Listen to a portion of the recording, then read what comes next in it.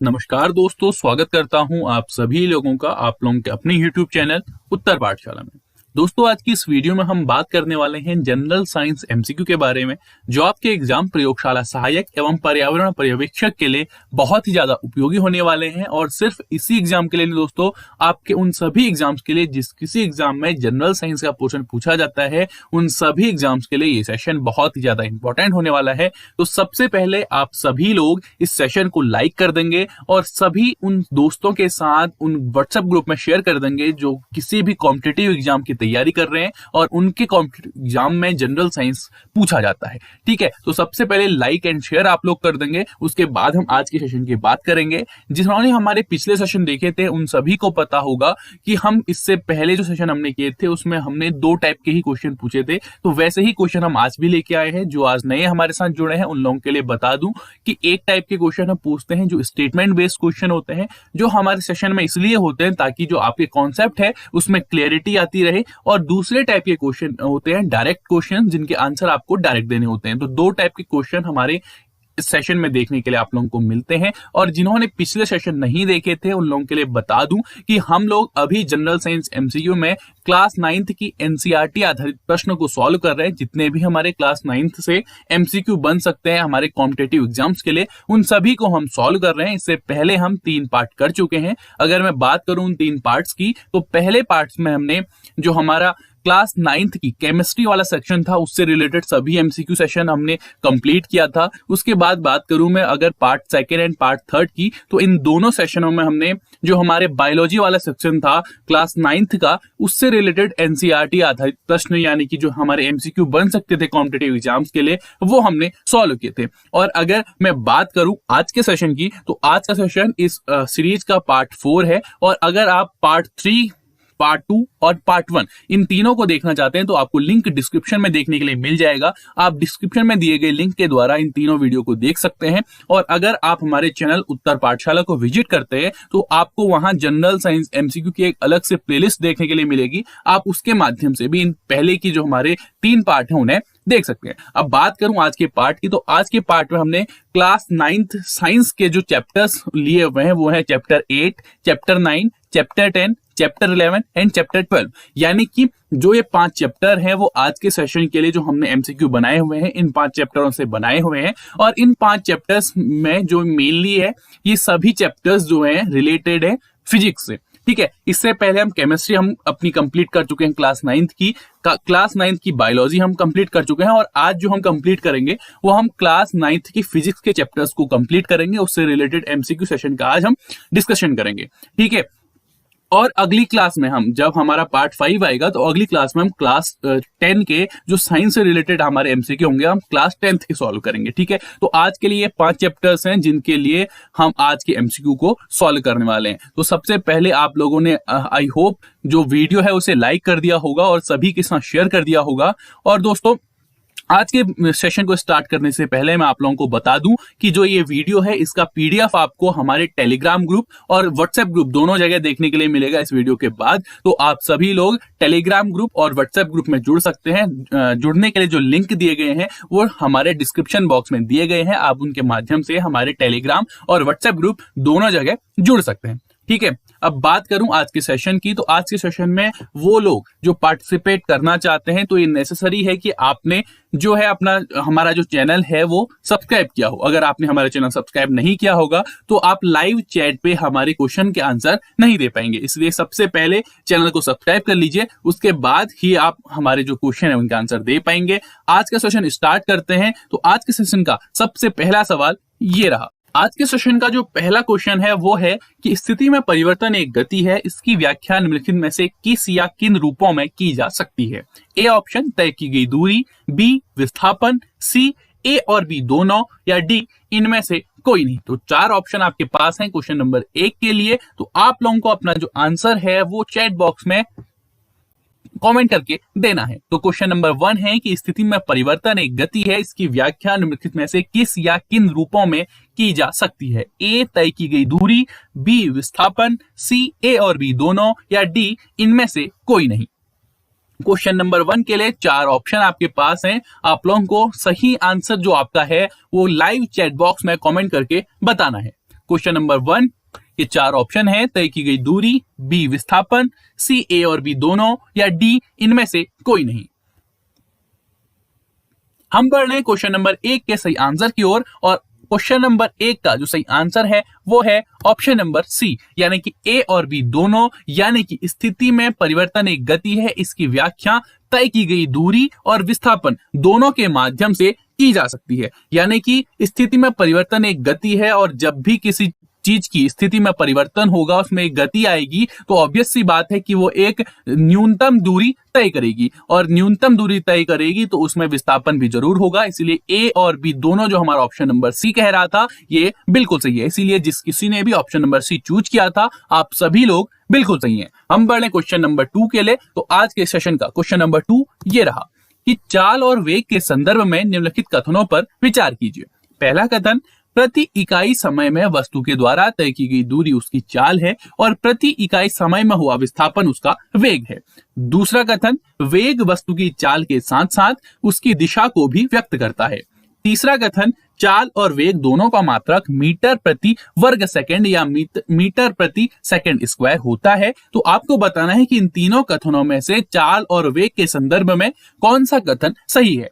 A option है केवल 1 और 2, बी ऑप्शन है केवल 2 और 3, सी ऑप्शन है केवल 3, या डी ऑप्शन 1, 2 और 3।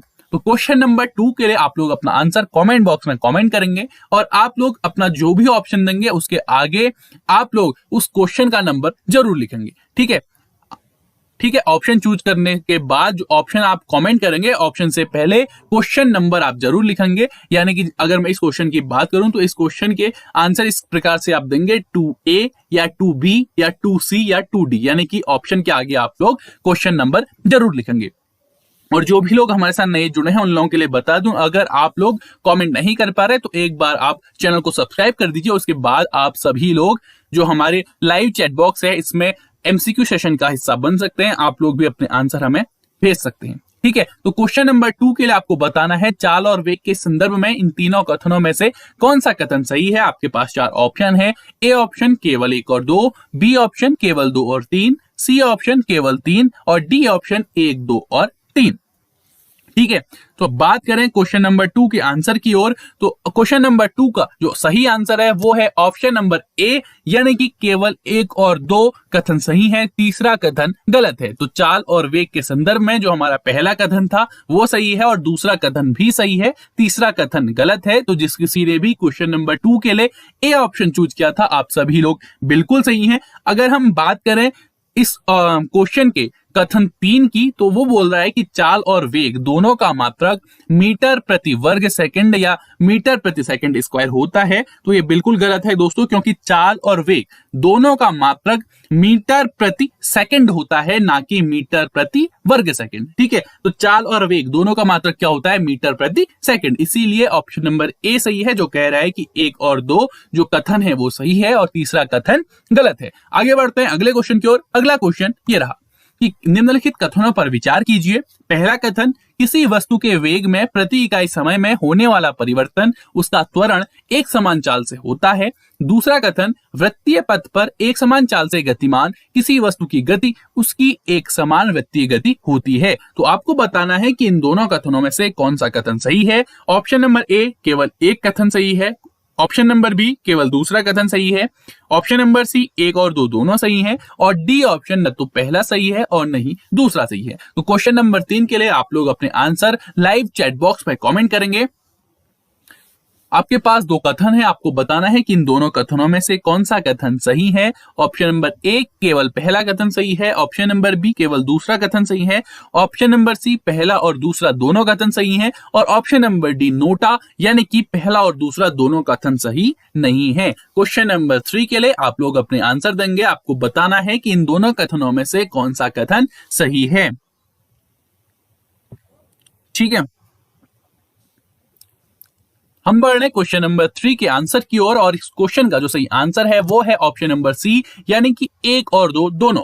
यानी कि जो थर्ड क्वेश्चन हमारा था उसका पहला और दूसरा दोनों ही कथन एकदम सही है, यानी कि किसी वस्तु के वेग में प्रति इकाई समय में होने वाला परिवर्तन उसका त्वरण एक समान चाल से होता है, बिल्कुल सही बात है। और दूसरे कथन की अगर हम बात करें तो वृत्तीय पथ पर एक समान चाल से गतिमान किसी वस्तु की गति उसकी एक समान वृत्तीय गति होती है, तो ये भी बिल्कुल सही बात है। यानी कि थर्ड क्वेश्चन के लिए सी ऑप्शन जिस किसी ने भी चूज किया था आप सभी लोग बिल्कुल सही हैं। आगे बढ़ रहे हैं अगले क्वेश्चन की ओर। अगला क्वेश्चन ये रहा कि निम्नलिखित में से कौन एक त्वरण का मात्रक है। Option number A metre second, B metre पर सेकंड या मीटर सेकंड की power -1, C metre second square और डी मीटर सेकंड की पावर -2 या मीटर पर सेकंड स्क्वायर। तो बहुत ही आसान क्वेश्चन है, क्वेश्चन नंबर 4। इसके आंसर आप लोग लाइव चैट बॉक्स में देंगे और इसका जो क्वेश्चन है वो है कि निम्नलिखित में से कौन सा एक त्वरण का मात्रक है। A option metre second, B option metre second की power -1, C option metre second square और डी ऑप्शन मीटर सेकंड की पावर -2। आपको बताना है त्वरण का मात्रक क्वेश्चन नंबर 4 के लिए। बहुत ही आसान क्वेश्चन आज के सेशन का। तो आपको बताना है क्वेश्चन नंबर 4 के लिए 4 ऑप्शन आपके पास हैं, त्वरण का मात्रक आप लोगों को बताना है और हम बढ़े हैं क्वेश्चन नंबर 4 के सही आंसर की ओर। और इस क्वेश्चन का जो सही आंसर है वो है ऑप्शन नंबर डी, यानी कि जो त्वरण है, त्वरण का जो मात्रक होता है वो होता है मीटर सेकंड की पावर -2, या इस प्रकार से इसे कहें कि मीटर पर सेकंड स्क्वायर के रूप में हम त्वरण के मात्रक को दर्शाते हैं। ठीक है, तो त्वरण का सही मात्रक क्या है, मीटर सेकंड की पावर -2 या मीटर पर सेकंड स्क्वायर। तो जिस किसी ने भी क्वेश्चन नंबर 4 के लिए डी ऑप्शन चूज किया था आप सभी लोग बिल्कुल सही हैं। आगे बढ़ते हैं अगले क्वेश्चन की ओर। अगला क्वेश्चन ये रहा कि स्वतंत्र रूप से गिर रही एक वस्तु की गति निम्नलिखित में से किसका उदाहरण है। ए ऑप्शन एक समान त्वरित गति, बी ऑप्शन एक समान वेग, सी ऑप्शन एक समान चाल या डी इनमें से कोई नहीं। आपको बताना है कि स्वतंत्र रूप से गिर रही एक वस्तु इन चारों ऑप्शन में से किसका उदाहरण है। आप लोग क्वेश्चन नंबर 5 के लिए अपने आंसर लाइव चैट बॉक्स में कमेंट करेंगे। तो क्वेश्चन नंबर 5 के लिए 4 ऑप्शन आपके पास हैं और आपको बताना है कि स्वतंत्र रूप से गिर रही एक वस्तु की गति निम्नलिखित में से किसका उदाहरण है। ए एक समान त्वरित गति, बी एक समान वेग, सी एक समान चाल या डी इनमें से कोई नहीं। क्वेश्चन नंबर 5 के ये 4 ऑप्शन है, आपको बताना है स्वतंत्र रूप से गिर रही एक वस्तु इन चारों ऑप्शन में से किसका उदाहरण है। ठीक है, तो हम बढ़ रहे हैं क्वेश्चन नंबर 5 के आंसर की ओर और इस क्वेश्चन का जो सही आंसर है वो है ऑप्शन नंबर ए, यानी कि स्वतंत्र रूप से गिर रही एक वस्तु एक समान त्वरित गति का उदाहरण है। तो जिस किसी ने भी क्वेश्चन नंबर 5 के लिए ऑप्शन नंबर ए चूज किया था आप सभी लोग बिल्कुल सही हैं। ठीक है, तो स्वतंत्र रूप से गिर रही एक वस्तु किसका उदाहरण है, एक समान त्वरित गति का। ठीक है, तो बहुत बढ़िया। आगे बढ़ते हैं अगले क्वेश्चन की ओर। अगला क्वेश्चन ये रहा कि निम्नलिखित में से कौन सा एक समान वृत्तीय गति का उदाहरण है। पहला चंद्रमा एवं पृथ्वी की गति, दूसरा पृथ्वी के चारों ओर वृत्तीय कक्षा में घूर्णन करता उपग्रह और तीसरा वृत्तीय पथ पर नियत चाल से चलता हुआ साइकिल सवार। तो ये 3 उदाहरण है। आपको बताना है कि इन तीनों उदाहरणों में से एक समान वृत्तीय गति का कौन सा उदाहरण है। तो आपको पास जो ऑप्शन है वो है ऑप्शन नंबर ए, केवल 1 और 2 जो उदाहरण है वो एक समान वृत्तीय गति के हैं। ऑप्शन नंबर बी है जो कहता है कि केवल 2 और 3 जो है वो उदाहरण एक समान वृत्तीय गति के हैं। सी ऑप्शन केवल 3 जो है तीसरा जो उदाहरण है वो एक समान वृत्तीय गति का उदाहरण है, या ऑप्शन नंबर डी जो बोल रहा है कि पहला दूसरा तीसरा ये जो तीनों है ये तीनों उदाहरण है एक समान वृत्तीय गति के। तो आपको बताना है कि इन तीनों में से एक समान वृत्तीय गति का कौन उदाहरण है। ए ऑप्शन केवल 1 और 2, बी ऑप्शन केवल 2 और 3, सी ऑप्शन केवल 3 और डी ऑप्शन 1, 2 और 3। ठीक है, तो आप लोगों को बताना है कि एक समान वृत्तीय गति का इन 3 उदाहरणों में से कौन सा उदाहरण सही है। आपके पास 4 ऑप्शन है, आप लोग अपने आंसर लाइव चैट बॉक्स में कमेंट करके दे सकते हैं। क्वेश्चन नंबर 6 के लिए 4 ऑप्शन है। ए ऑप्शन केवल 1 और 2, बी ऑप्शन केवल 2 और 3, सी ऑप्शन केवल 3 और डी ऑप्शन 1, 2 और 3। आपको बताना है कि इन तीनों में से कौन एक समान वृत्तीय गति का उदाहरण है। तो हम बढ़ रहे हैं क्वेश्चन नंबर 6 के आंसर की ओर और इस क्वेश्चन का जो सही आंसर है वो है ऑप्शन नंबर डी, यानी कि पहला और दूसरा और तीसरा जो तीनों उदाहरण हैं ये सभी किससे रिलेटेड हैं? ये सभी रिलेटेड हैं एक समान गति से, यानी कि चंद्रमा एवं पृथ्वी की गति, पृथ्वी के चारों ओर वृत्तीय कक्षा में घूर्णन करता उपग्रह, और तीसरा वृत्तीय पथ पर नियत चाल से चलता हुआ साइकिल सवार। ये तीनों एक समान वृत्तीय गति के उदाहरण हैं। यानी कि 6th क्वेश्चन के लिए जिस किसी ने भी डी ऑप्शन को चूज किया था, आप सभी लोग बिल्कुल सही हैं। आगे बढ़ते हैं अगले क्वेश्चन की ओर। अगला क्वेश्चन ये रहा कि निम्नलिखित कथनों पर विचार कीजिए। पहला कथन, वस्तुओं द्वारा अपनी गति की अवस्था में परिवर्तन का प्रतिरोध करने की प्रवृत्ति को घर्षण कहते हैं। दूसरा कथन, घर्षण बल सदैव वस्तु की गति का प्रतिरोध करता है। तीसरा कथन, सभी वस्तुओं का जड़त्व समान होता है। तो आपको बताना है कि इन तीनों कथनों में से कौन सा कथन सही है। ए ऑप्शन केवल 1 और 2, बी ऑप्शन केवल 2, सी ऑप्शन केवल 2 और 3, या डी ऑप्शन 1, 2 और 3। क्वेश्चन नंबर 7 के लिए आप लोग अपने आंसर लाइव चैट बॉक्स में कमेंट करेंगे। तो क्वेश्चन नंबर 7 में आप लोगों को बताना है कि आप लोगों को जो 3 कथन दिख रहे हैं, इन तीनों कथनों में से कौन सा कथन सही है। ए ऑप्शन केवल 1 और 2, बी ऑप्शन केवल 2, सी ऑप्शन केवल 2 और 3, या डी ऑप्शन 1, 2 और 3। क्वेश्चन नंबर 7 के 4 ऑप्शन आपके पास हैं। आप लोग अपना सही आंसर कमेंट बॉक्स में कमेंट करके हमें बताएंगे कि इन तीनों कथनों में से कौन सा कथन सही है। तो हम बढ़ रहे हैं क्वेश्चन नंबर 7 के आंसर की ओर, और क्वेश्चन नंबर 7 का जो सही आंसर है वो है ऑप्शन नंबर बी, यानी कि क्वेश्चन नंबर 7 में जो दूसरा कथन दिया गया था सिर्फ वो सही है और पहला और तीसरा कथन गलत है। अब बात करें पहले कथन की, जो बोलता है वस्तुओं द्वारा अपनी गति की अवस्था में परिवर्तन का प्रतिरोध करने की प्रवृत्ति को घर्षण कहते हैं। ये गलत है। क्यों गलत है? क्योंकि जो वस्तुओं द्वारा अपनी गति की अवस्था में परिवर्तन का प्रतिरोध करने की प्रवृत्ति होती है उसे घर्षण नहीं कहा जाता, उसे क्या कहा जाता है? उसे जड़त्व कहा जाता है। यानी कि पहला कथन हमारा गलत है। दूसरा कथन सही है जो कहता है घर्षण बल सदैव वस्तु की गति का प्रतिरोध करता है, तो बिल्कुल सही बात है। अगर हम बात करें तीसरे कथन की कि सभी वस्तुओं का जड़त्व समान होता है, तो ये भी गलत है। क्यों? क्योंकि जो भारी वस्तु है उनका जड़त्व अधिक होता है, हल्की वस्तुओं का जड़त्व अधिक मतलब कम होता है। भारी वस्तुओं का जड़त्व अधिक होता है और हल्की वस्तुओं का जड़त्व कम होता है। इसलिए हम ये नहीं कह सकते कि सभी वस्तुओं का जड़त्व जो है वो क्या होता है? समान होता है। ठीक है, तो आगे बढ़ते हैं अगले क्वेश्चन की ओर। अगला क्वेश्चन ये रहा कि न्यूटन के गति के नियम आपके पास हैं, आपके सामने हैं। तो आप लोगों को उन नियमों के आगे जो नियम दिए गए हैं उन्हें सही सुमेलित करना है। आपको बताना है कि इनमें से कौन सही सुमेलित है। पहला गति का प्रथम नियम, वस्तु अपनी विरामावस्था अथवा सरल रेखा पर एक समान गति की अवस्था में तब तक बनी रहती है जब तक उस पर कोई असंतुलित बल कार्य न करे। दूसरा कथन, गति का द्वितीय नियम, किसी वस्तु के संवेग परिवर्तन की दर वस्तु पर आरोपित असंतुलित बल के समानुपाती एवं बल की दिशा में होती है। तीसरा कथन, गति का तृतीय नियम, प्रत्येक क्रिया के समान एवं विपरीत प्रतिक्रिया होती है। ये दो विभिन्न वस्तुओं पर कार्य करती है। अब आपको बताना है कि जो ये आपके सामने नियम लिखे गए हैं उनके जो आगे जो आप नियम लिखे गए हैं वो सही हैं, सही सुमेलित हैं या नहीं है। आपको बताना है कि इन तीनों युग्मों में से कौन सा सही सुमेलित है। ए ऑप्शन केवल 1 और 2, बी ऑप्शन केवल 2 और 3, सी ऑप्शन केवल 3, या डी ऑप्शन 1, 2 और 3। अगर बात करें ए ऑप्शन की, तो ए ऑप्शन आपको बोल रहा है कि 1 और 2 जो हैं वो सही सुमेलित हैं। बी जो है वो बोल रहा है कि 2 और 3 सही सुमेलित हैं। सी बोल रहा है कि केवल तीसरा नियम जो है वो सही सुमेलित है, और डी बोल रहा है कि पहला, दूसरा, तीसरा तीनों जो नियम है वो सही सुमेलित हैं। तो क्वेश्चन नंबर 8 के लिए आप लोग अपने आंसर कमेंट बॉक्स में कमेंट करेंगे। आपको बताना है कि इन तीनों युग्मों में से कौन सा युग्म सही सुमेलित है। गति का प्रथम नियम के आगे पहला ही नियम लिखा गया है, दूसरे नियम के आगे दूसरा ही नियम लिखा गया है, तीसरे नियम के आगे तीसरा ही नियम लिखा गया है या नहीं। आपको बताना है कि इन तीनों युग्मों में से कौन सा युग्म सही सुमेलित है। 4 ऑप्शन आपके पास हैं। आप लोगों को अपना आंसर हमारे लाइव चैट बॉक्स में कमेंट करके बताना है। Option number A, B, C, D आपके पास 4 ऑप्शन है।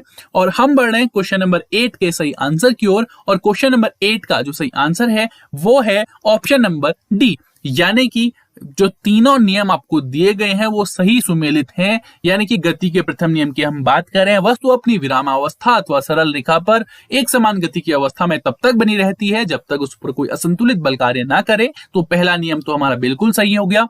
दूसरे नियम की अगर हम बात करें, किसी वस्तु के संवेग परिवर्तन की दर वस्तु पर आरोपित असंतुलित बल के समानुपाती एवं बल की दिशा में होती है, तो ये भी बिल्कुल सही हो गया। और तीसरे नियम की अगर हम बात करें तो वो है कि प्रत्येक क्रिया के समान एवं विपरीत प्रतिक्रिया होती है, ये दो विभिन्न वस्तुओं पर कार्य करती है। तो ये तीनों जो हमारे नियम है वो सही सुमेलित है। इसीलिए क्वेश्चन नंबर 8 के लिए जिस किसी ने भी ऑप्शन नंबर डी चूज किया था, आप सभी लोग बिल्कुल सही हैं। आगे बढ़ते हैं अगले क्वेश्चन की ओर। अगला क्वेश्चन ये रहा कि निम्नलिखित में से बल का एसआई मात्रक कौन सा है। ए ऑप्शन मीटर सेकंड की पावर -2 या मीटर पर second square. B option kilogram metre second की पावर -1 या किलोग्राम मीटर पर second. C option kilogram metre second की पावर -2 या किलोग्राम मीटर पर सेकंड स्क्वायर या डी ऑप्शन इनमें से कोई नहीं। तो आपको बताना है बल का एसआई मात्रक। आप लोग अपना आंसर लाइव चैट बॉक्स में कमेंट करेंगे। ए ऑप्शन है मीटर सेकंड की पावर -2, बी ऑप्शन है किलोग्राम मीटर सेकंड की पावर -1, सी ऑप्शन है किलोग्राम मीटर सेकंड की पावर -2 और डी ऑप्शन है इनमें से कोई नहीं। बल का एसआई मात्रक आपको बताना है क्वेश्चन नंबर 9 में। ए ऑप्शन मीटर पर second square, B option kilogram metre पर second, C option kilogram metre पर सेकंड स्क्वायर या डी ऑप्शन इनमें से कोई नहीं। बल का एसआई मात्रक आपको क्वेश्चन नंबर 9 में बताना है। 4 ऑप्शन आप लोगों के पास हैं।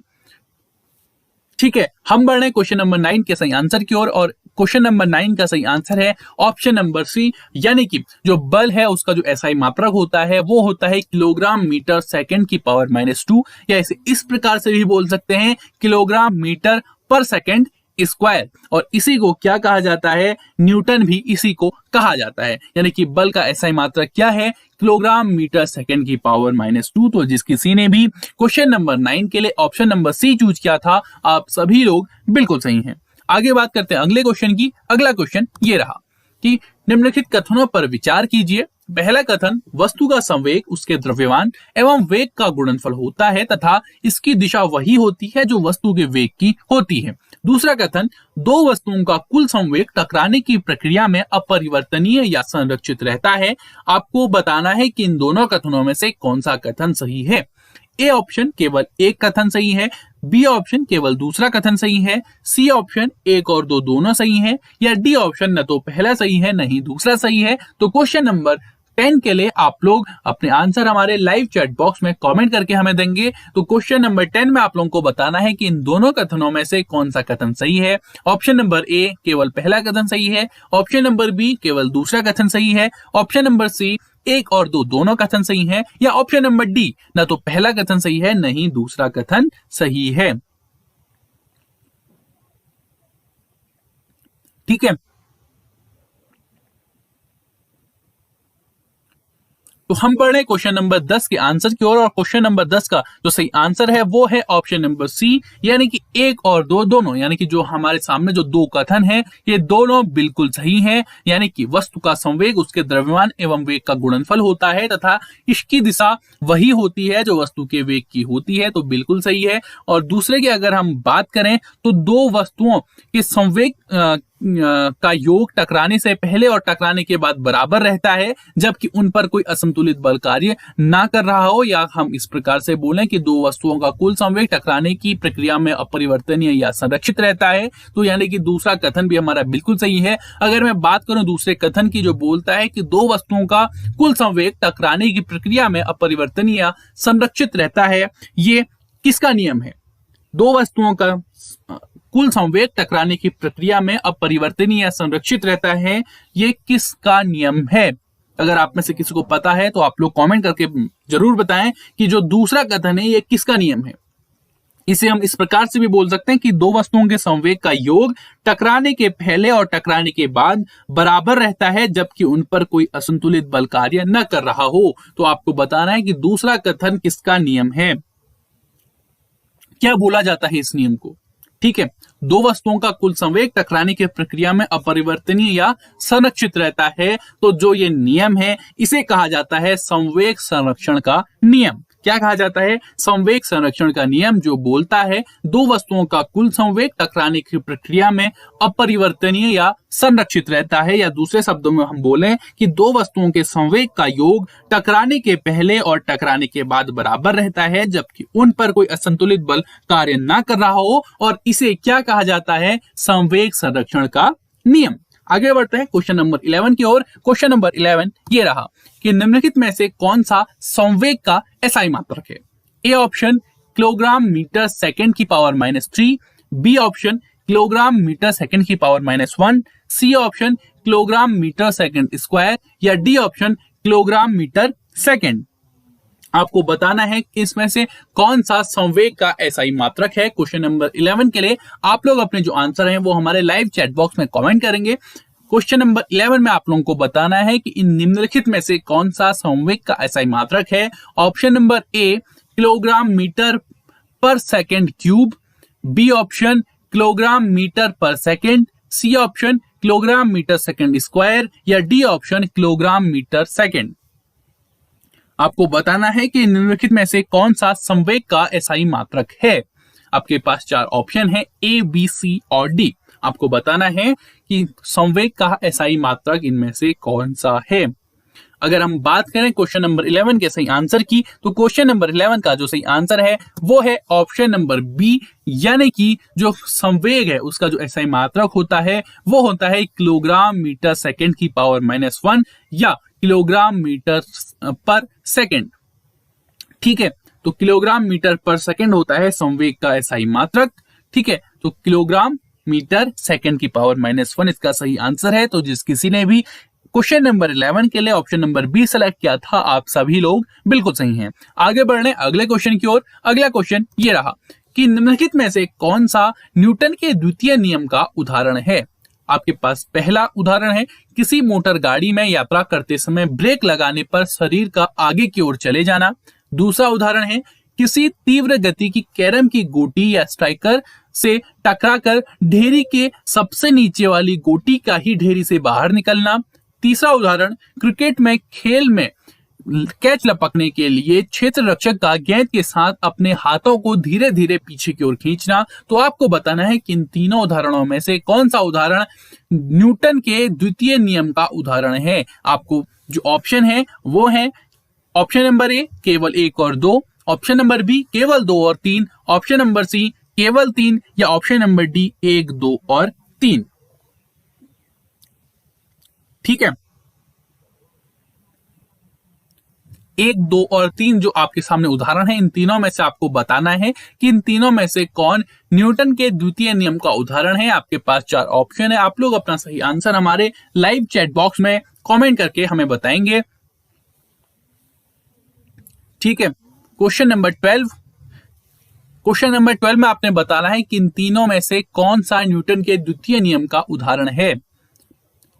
ए, बी, सी और डी 4 ऑप्शन आपके पास हैं, और हम बढ़े इस क्वेश्चन के सही आंसर की ओर। और इस क्वेश्चन का जो सही आंसर है वो है ऑप्शन नंबर सी, यानी कि जो ऑप्शन नंबर 3 है, यानी कि जो ऑप्शन नंबर सी है वो बिल्कुल सही है, जो बोलता है कि जो तीसरा कथन है वो सही है। बाकी जो 2 उदाहरण हमें दिए गए थे 1 और 2, वो दोनों न्यूटन के द्वितीय नियम के उदाहरण नहीं है। यानी कि क्रिकेट के खेल में कैच लपकने के लिए क्षेत्र रक्षक का गेंद के साथ अपने हाथों को धीरे धीरे पीछे की ओर खींचना न्यूटन के द्वितीय नियम का उदाहरण है। अगर हम बात करें पहले और दूसरे कथन की, यानी कि किसी मोटर गाड़ी में यात्रा करते समय ब्रेक लगाने पर शरीर के आगे की ओर चले जाना, या दूसरा किसी तीव्र गति की कैरम की गोटी या स्ट्राइकर से टकरा कर ढेरी के सबसे नीचे वाली गोटी का ही ढेरी से बाहर निकलना। तो ये जो दोनों कथन है, ये इन दोनों का संबंध जो है वो न्यूटन के प्रथम नियम से है। ये दोनों न्यूटन के प्रथम नियम का पालन करते हैं,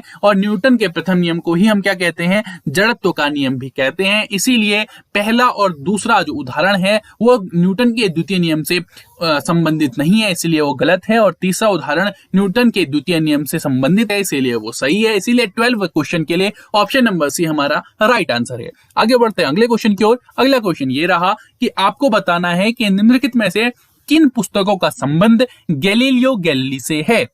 पहली बुक द लिटिल बैलेंस, दूसरी बुक स्टारी मैसेंजर, तीसरी book discourse on floating bodies और चौथी बुक है लेटर्स ऑन द सनस्पॉट। आपको बताना है कि इन चारों बुकों में से किसका संबंध गैलीलियो गैलीली से है। ए ऑप्शन केवल 1, 2 और 3, बी ऑप्शन केवल 2, 3 और 4, सी ऑप्शन केवल 1 और 4 या डी ऑप्शन 1, 2, 3 और 4। आपके पास 4 बुक्स हैं, आपको बताना है कि इन चारों बुक्स का संबंध इनमें से किसका बुक का संबंध गैलीलियो गैलीली से है। ठीक है, तो गैलीलियो गैलीली ने इनमें से कौन सी बुक लिखी है? इन चारों में से आपको बताना है। ए ऑप्शन 1, 2 और 3, बी ऑप्शन 2, 3 और 4, सी ऑप्शन 1 और 4 या डी ऑप्शन 1, 2, 3 और 4। इन पुस्तकों में से किसका संबंध गैलीलियो गैलीली से है? क्वेश्चन नंबर 13 में आप लोगों को बताना है। इसका आंसर आप लोग लाइव चैट बॉक्स में देंगे। ठीक है, क्वेश्चन नंबर 13 में आप लोगों को बताना है कि इन 4 बुक्स का संबंध किस बुक का संबंध गैलीलियो गैलीली से है।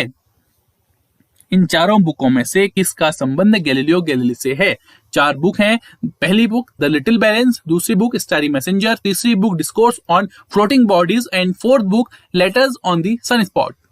हम बढ़ रहे हैं क्वेश्चन नंबर 13 के सही आंसर की ओर और क्वेश्चन नंबर 13 का जो सही आंसर है वो है ऑप्शन नंबर डी, यानी कि जो ये 4 बुक्स आपको दी गई हैं, पहली बुक द लिटिल बैलेंस, दूसरी बुक स्टारी मैसेंजर, तीसरी book discourse on floating bodies और चौथी book letters on the sunspot, इन चारों का संबंध गैलीलियो गैलीली से है। इसीलिए 13 क्वेश्चन के लिए जिस किसी ने भी ऑप्शन नंबर डी सिलेक्ट किया था, आप सभी लोग बिल्कुल सही हैं। बहुत बढ़िया, आगे बढ़ते हैं अगले क्वेश्चन की ओर। अगला क्वेश्चन ये रहा, पृथ्वी पर गिरती कोई वस्तु पृथ्वी की ओर आकर्षित होती है। गति के तीसरे नियम के अनुसार वस्तु भी पृथ्वी को आकर्षित करती है, परंतु हम पृथ्वी को वस्तु की ओर गति करते नहीं देख पाते। इस बात की व्याख्या निम्नलिखित में से किससे की जा सकती है? ए गति के प्रथम नियम, बी गति के द्वितीय नियम, सी गति के तृतीय नियम या डी इनमें से कोई नहीं। क्वेश्चन नंबर 14 के लिए आप लोग अपना आंसर लाइव चैट बॉक्स में देंगे। आपका क्वेश्चन है कि पृथ्वी पर गिरती कोई वस्तु पृथ्वी की ओर आकर्षित होती है। गति के तीसरे नियम के अनुसार वस्तु भी पृथ्वी को आकर्षित करती है, परंतु हम पृथ्वी को वस्तु की ओर गति करते हुए नहीं देख पाते। तो आपको बताना है कि इन 4 ऑप्शनों में से इसकी व्याख्या किससे की जा सकती है? ए ऑप्शन गति के प्रथम नियम, बी ऑप्शन गति के द्वितीय नियम, सी ऑप्शन गति के तृतीय नियम या डी इनमें से कोई नहीं। ठीक है, तो क्वेश्चन नंबर 14 में आप लोगों को बताना है कि जो पृथ्वी पर गिरती कोई वस्तु पृथ्वी की ओर आकर्षित होती है। गति के तीसरे नियम के अनुसार वस्तु भी पृथ्वी को आकर्षित करती है, परंतु हम पृथ्वी को वस्तु की ओर गति करते हुए नहीं देख पाते। तो इनमें से किसके माध्यम से हम इसकी व्याख्या कर सकते हैं? 4 ऑप्शन आपके पास है। आप लोगों को सही आंसर आपने अपना कमेंट बॉक्स में कमेंट करके हमें बताना है।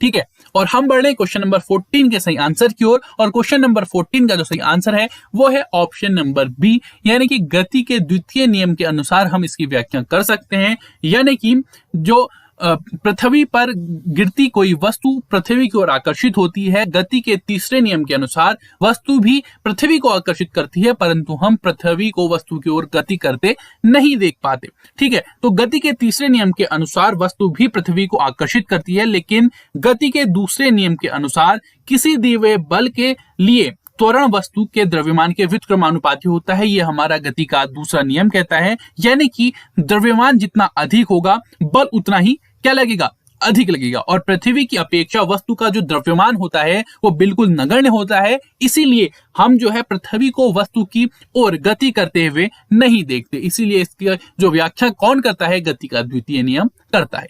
ठीक है, तो पृथ्वी पर गिरती हुई कोई वस्तु पृथ्वी की ओर आकर्षित होती है, बिल्कुल सही बात है। और गति के तीसरा नियम जो कहता है कि वस्तु भी पृथ्वी को आकर्षित करती है, परंतु हम पृथ्वी को क्या करते हैं? वस्तु की ओर जाते हुए नहीं देख पाते। तो इसकी व्याख्या जो करता है वो दूसरा नियम करता है, जो बोलता है कि द्रव्यमान जितना अधिक होगा बल उतना अधिक लगेगा। और पृथ्वी के द्रव्यमान की तुलना में अगर हम किसी वस्तु के द्रव्यमान की तुलना करें तो वस्तु का द्रव्यमान पृथ्वी की अपेक्षा एकदम नगण्य है। तो इसीलिए पृथ्वी को हम वस्तु की ओर गति करते हुए नहीं देख पाते। इसलिए 14th क्वेश्चन के लिए ऑप्शन नंबर बी हमारा राइट आंसर होगा। आगे बढ़ते हैं अगले क्वेश्चन की ओर। अगला क्वेश्चन ये रहा, गुरुत्वाकर्षण बल के संदर्भ में निम्नलिखित कथनों पर विचार कीजिए। पहला कथन, यह नियम सभी पिंडों पर लागू होता है, चाहे वे विश्व में कहीं भी हों। दूसरा कथन, गुरुत्वाकर्षण बल एक क्षीण बल है। तीसरा कथन, पृथ्वी द्वारा लगाए जाने वाला गुरुत्वाकर्षण बल गुरुत्व बल कहलाता है। आपके पास 4 ऑप्शन है। ए ऑप्शन केवल 1 और 2, बी ऑप्शन केवल 2 और 3, सी ऑप्शन केवल 3 और डी ऑप्शन 1, 2 और 3। तो क्वेश्चन नंबर 15 के लिए आप लोग अपना राइट आंसर हमारे लाइव चैट बॉक्स में कमेंट करके देंगे। आपको बताना है गुरुत्वाकर्षण बल के संदर्भ में इन 3 कथनों में से कौन सा कथन सही है। ए, बी, सी और डी 4 ऑप्शन आपके पास हैं। ए ऑप्शन केवल 1 और 2, बी ऑप्शन केवल 2 और 3, सी ऑप्शन केवल 3 और डी ऑप्शन 1, 2 और 3। क्वेश्चन नंबर 15 का राइट आंसर आप लोग लाइव चैट बॉक्स में हमें कमेंट करके बताएंगे। क्वेश्चन नंबर 15, ठीक है। और हम बढ़ रहे हैं क्वेश्चन नंबर 15 के राइट आंसर की ओर। और क्वेश्चन नंबर 15 का जो राइट आंसर है वो है ऑप्शन नंबर डी, यानी कि पहला, दूसरा और तीसरा जो तीनों कथन हमें दिए गए हैं ये बिल्कुल सही है। यानी कि जो गुरुत्वाकर्षण बल है वो सभी पिंडों पर लागू होता है, चाहे वे विश्व में कहीं भी हों। और दूसरा, गुरुत्वाकर्षण बल एक क्षीण बल है, जब तक कि बहुत अधिक द्रव्यमान वाले पिंड संबंध ना हो तब तक जो है गुरुत्वाकर्षण बल एक क्षीण बल कहलाता है। और तीसरा जो है पृथ्वी द्वारा लगाए जाने वाला गुरुत्वाकर्षण बल ही गुरुत्व बल कहलाता है। तो ये भी बिल्कुल सही है, यानी कि तीनों कथन हमारे बिल्कुल सही है, यानी कि डी ऑप्शन इस क्वेश्चन के लिए बिल्कुल सही है। आगे बढ़ते हैं अगले क्वेश्चन की ओर। अगला क्वेश्चन ये रहा कि सार्वत्रिक गुरुत्वीय स्थिरांक जिसे जी से दर्शाया जाता है का मान निम्नलिखित में से कितना होता है। A option 9.8, B option 6.673 into 10 to the power -11, C option 6 into 10 to the power 24 और D option 6.4 into 10 to the power 6। आपको बताना है सार्वत्रिक गुरुत्वीय स्थिरांक का मान। क्वेश्चन नंबर 16 के लिए आप लोग अपना राइट आंसर हमारे लाइव चैट बॉक्स में कमेंट करके हमें बताएंगे। तो आपको बताना है सार्वत्रिक गुरुत्वीय स्थिरांक का मान कितना होता है। A option 9.8, B option 6.673 into 10 to the power -11, C option 6 into 10 to the power 24 और D option 6.4 into 10 to the power 6। Question number 16, सार्वत्रिक गुरुत्वीय स्थिरांक जी का मान आप लोगों को बताना है। 4 ऑप्शन है, राइट आंसर आप लोग लाइव चैट बॉक्स में कमेंट करके हमें बताएंगे, ठीक है। और हम बढ़ रहे हैं क्वेश्चन नंबर 16 के राइट आंसर की ओर। और क्वेश्चन नंबर 16 का जो राइट आंसर है वो है ऑप्शन नंबर बी, यानी कि सार्वत्रिक गुरुत्वीय स्थिरांक जिसे जी से दर्शाया जाता है उसका जो मान होता है वो होता है 6.673 इंटू 10 टू दी पावर -11, यानी कि सार्वत्रिक गुरुत्वीय स्थिरांक के लिए जो सही ऑप्शन है वो है ऑप्शन नंबर बी। इसीलिए 16 क्वेश्चन के लिए जिस किसी ने भी ऑप्शन नंबर बी चूज किया था आप लोग बिल्कुल सही हैं, यानी कि सार्वत्रिक गुरुत्वीय स्थिरांक का जो मान होता है वो होता है 6.673 इंटू 10 टू दी पावर -11। अगर हम बात करें ए ऑप्शन की 9.8 मीटर सेकेंड स्क्वायर, ये होता है हमारा गुरुत्वीय त्वरण का मान। जो ए ऑप्शन है वो किसका मान है, गुरुत्वीय त्वरण का मान है, जो होता है 9.8 मीटर सेकेंड स्क्वायर। अगर हम बात करें सी ऑप्शन की कि 6 इंटू 10 टू दी पावर 24, ये होता है पृथ्वी का द्रव्यमान, ठीक है। तो पृथ्वी का द्रव्यमान कितना होता है अगर आपसे पूछा जाए तो आप लोग बोलेंगे कि 6 into 10 to the power 24 kg। अगर हम बात करें डी ऑप्शन की कि 6.4 इंटू 10 टू दी पावर 6, तो ये होती है पृथ्वी की त्रिज्या। अगर आपसे पूछा जाए कि पृथ्वी की त्रिज्या कितनी होती है तो आप लोगों का आंसर होगा 6.4 into 10 to the power 6 metre, ठीक है। और 16 क्वेश्चन हमारा था सार्वत्रिक गुरुत्वीय स्थिरांक का मान जो होता है 6.673 इंटू 10 टू दी पावर -11। आगे बढ़ते हैं अगले क्वेश्चन की ओर। ये रहा, निम्नलिखित में से कौन सा दाब का एसआई मात्रक है। ए ऑप्शन न्यूटन मीटर की power -2, B option newton metre square kilogram की power -2, C option kilogram metre की पावर -3 और डी ऑप्शन इनमें से कोई नहीं। तो आप लोगों को बताना है क्वेश्चन नंबर 17 में दाब का एसआई मात्रक। आपके पास 4 ऑप्शन है, आप लोग अपना आंसर हमारे लाइव चैट बॉक्स में कमेंट करके देंगे। और वो लोग कमेंट नहीं कर पा रहे होंगे जिन्होंने चैनल को सब्सक्राइब नहीं किया है, इसीलिए आप लोग एक बार चैनल को सब्सक्राइब कर लीजिए, उसके बाद आप लोग भी हमारे इस लाइव एमसीक्यू सेशन का हिस्सा बन पाएंगे। ठीक है, आप लोगों को बताना है दाब का एसआई मात्रक। ए ऑप्शन है न्यूटन पर मीटर स्क्वायर, बी ऑप्शन है न्यूटन मीटर स्क्वायर पर किलोग्राम स्क्वायर, सी ऑप्शन है किलोग्राम पर मीटर क्यूब, या डी ऑप्शन इनमें से कोई नहीं। आपके पास 4 ऑप्शन है, आपको दाब का एसआई मात्रक बताना है। ठीक है, दाब का एसआई मात्रक आप लोगों को बताना है। ए, बी, सी और डी 4 ऑप्शन आप लोगों के पास हैं। ठीक है, तो हम बढ़ रहे हैं क्वेश्चन नंबर 17 के सही आंसर की ओर। और क्वेश्चन नंबर 17 का जो सही आंसर है वो है ऑप्शन नंबर ए, यानी कि जो दाब होता है उसका जो एसआई मात्रक होता है वो होता है न्यूटन मीटर की पावर -2 या न्यूटन पर मीटर स्क्वायर, जिसे भी हम कह सकते हैं। ठीक है, और एक और बात इसके साथ मैं आपको बता दूं कि जो वैज्ञानिक थे ब्लेस पास्कल के सम्मान में दाब के एसआई मात्रक को पास्कल कहा जाता है। ठीक है, जो दाब का एसआई मात्रक होता है न्यूटन पर मीटर स्क्वायर, इसे ही क्या कहा जाता है, पास्कल कहा जाता है। और पास्कल को PA से व्यक्त किया जाता है। ठीक है, और जो पास्कल इसका से दर्शाया जाता है, ये किस वैज्ञानिक के नाम पर है, ये है ब्लेस पास्कल के नाम पर। ठीक है, ब्लेस पास्कल के नाम पर ही जो दाब का एसआई मात्रक है उसे क्या कहा जाता है, पास्कल कहा जाता है। और एसआई मात्रक है क्या, न्यूटन मीटर की पावर -2 या न्यूटन पर मीटर स्क्वायर। आगे बढ़ते हैं अगले क्वेश्चन की ओर। अगला क्वेश्चन ये रहा कि कागज की एक सीट तथा एक पत्थर को एक साथ समान ऊंचाई से पृथ्वी पर छोड़ने पर निम्नलिखित में से क्या होगा। ए, कागज के कम द्रव्यमान के कारण वह पत्थर के बाद जमीन पर पहुंचेगा। बी, कागज पर लगने वाला घर्षण के कारण वह पत्थर के बाद जमीन पर पहुंचेगा। सी, दोनों एक साथ जमीन पर पहुंचेंगे। या डी ऑप्शन, पत्थर पर लगने वाला अधिक गुरुत्व के कारण वह कागज से पहले नीचे पहुंचेगा। तो आपको बताना है क्वेश्चन नंबर 18 का सही आंसर हमारे लाइव चैट बॉक्स पे। आपका क्वेश्चन है कि कागज की एक सीट तथा एक पत्थर को एक साथ समान ऊंचाई से पृथ्वी पर छोड़ने पर निम्नलिखित में से क्या होगा। 4 ऑप्शन आपके पास हैं, आप लोगों को अपना राइट आंसर चूज करके हमारे लाइव चैट बॉक्स में कमेंट करके हमें बताना है।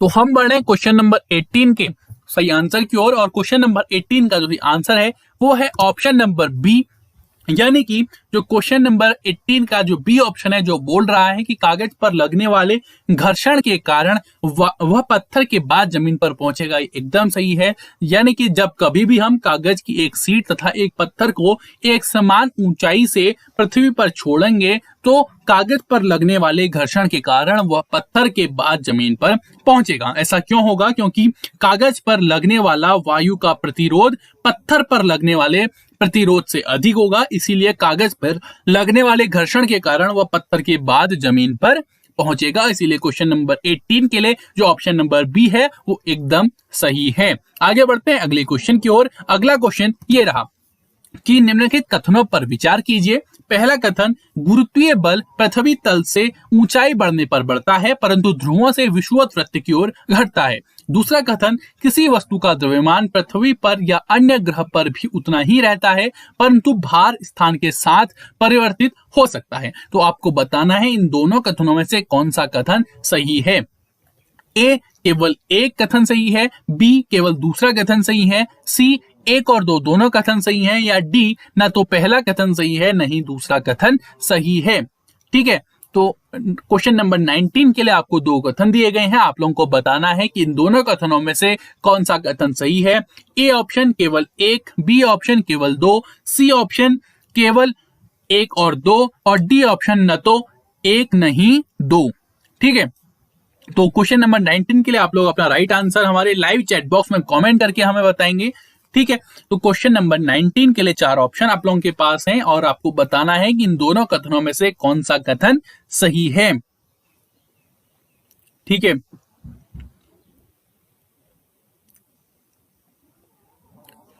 अगर हम बात करें क्वेश्चन नंबर 19 के सही आंसर की, तो क्वेश्चन नंबर 19 का जो सही आंसर है वो है ऑप्शन नंबर बी, यानी कि जो दूसरा कथन है हमारा वो सही है और पहला कथन जो है हमारा गलत है। इसीलिए 19 क्वेश्चन के लिए जिस किसी ने भी ऑप्शन नंबर बी चूज किया था, आप सभी लोग बिल्कुल सही हैं। अगर हम बात करें पहले कथन की, जो बोल रहा है गुरुत्वीय बल पृथ्वी तल से ऊंचाई बढ़ने पर बढ़ता है परंतु ध्रुवों से विषुवत वृत्त की ओर घटता है। विषुवत वृत्त यानी कि इक्वेटर की ओर घटता है, तो ये गलत है, क्योंकि गुरुत्वीय बल पृथ्वी तल से ऊंचाई बढ़ने पर कम हो जाता है और पृथ्वी तल के विभिन्न स्थानों पर भी परिवर्तित होता है और इसका जो मान होता है वो ध्रुवों से विषुवत वृत्त की ओर घटता जाता है। यानी कि गुरुत्वीय बल पृथ्वी तल से ऊंचाई बढ़ने पर घटता है, न कि बढ़ता है, और ध्रुवों से विषुवत वृत्त की ओर तो घटता ही है। यानी कि जो पहला कथन है वो गलत है, क्योंकि उसमें कहा गया था कि गुरुत्वीय बल पृथ्वी तल से ऊंचाई बढ़ने पर बढ़ता है। जैसा नहीं होता है, क्योंकि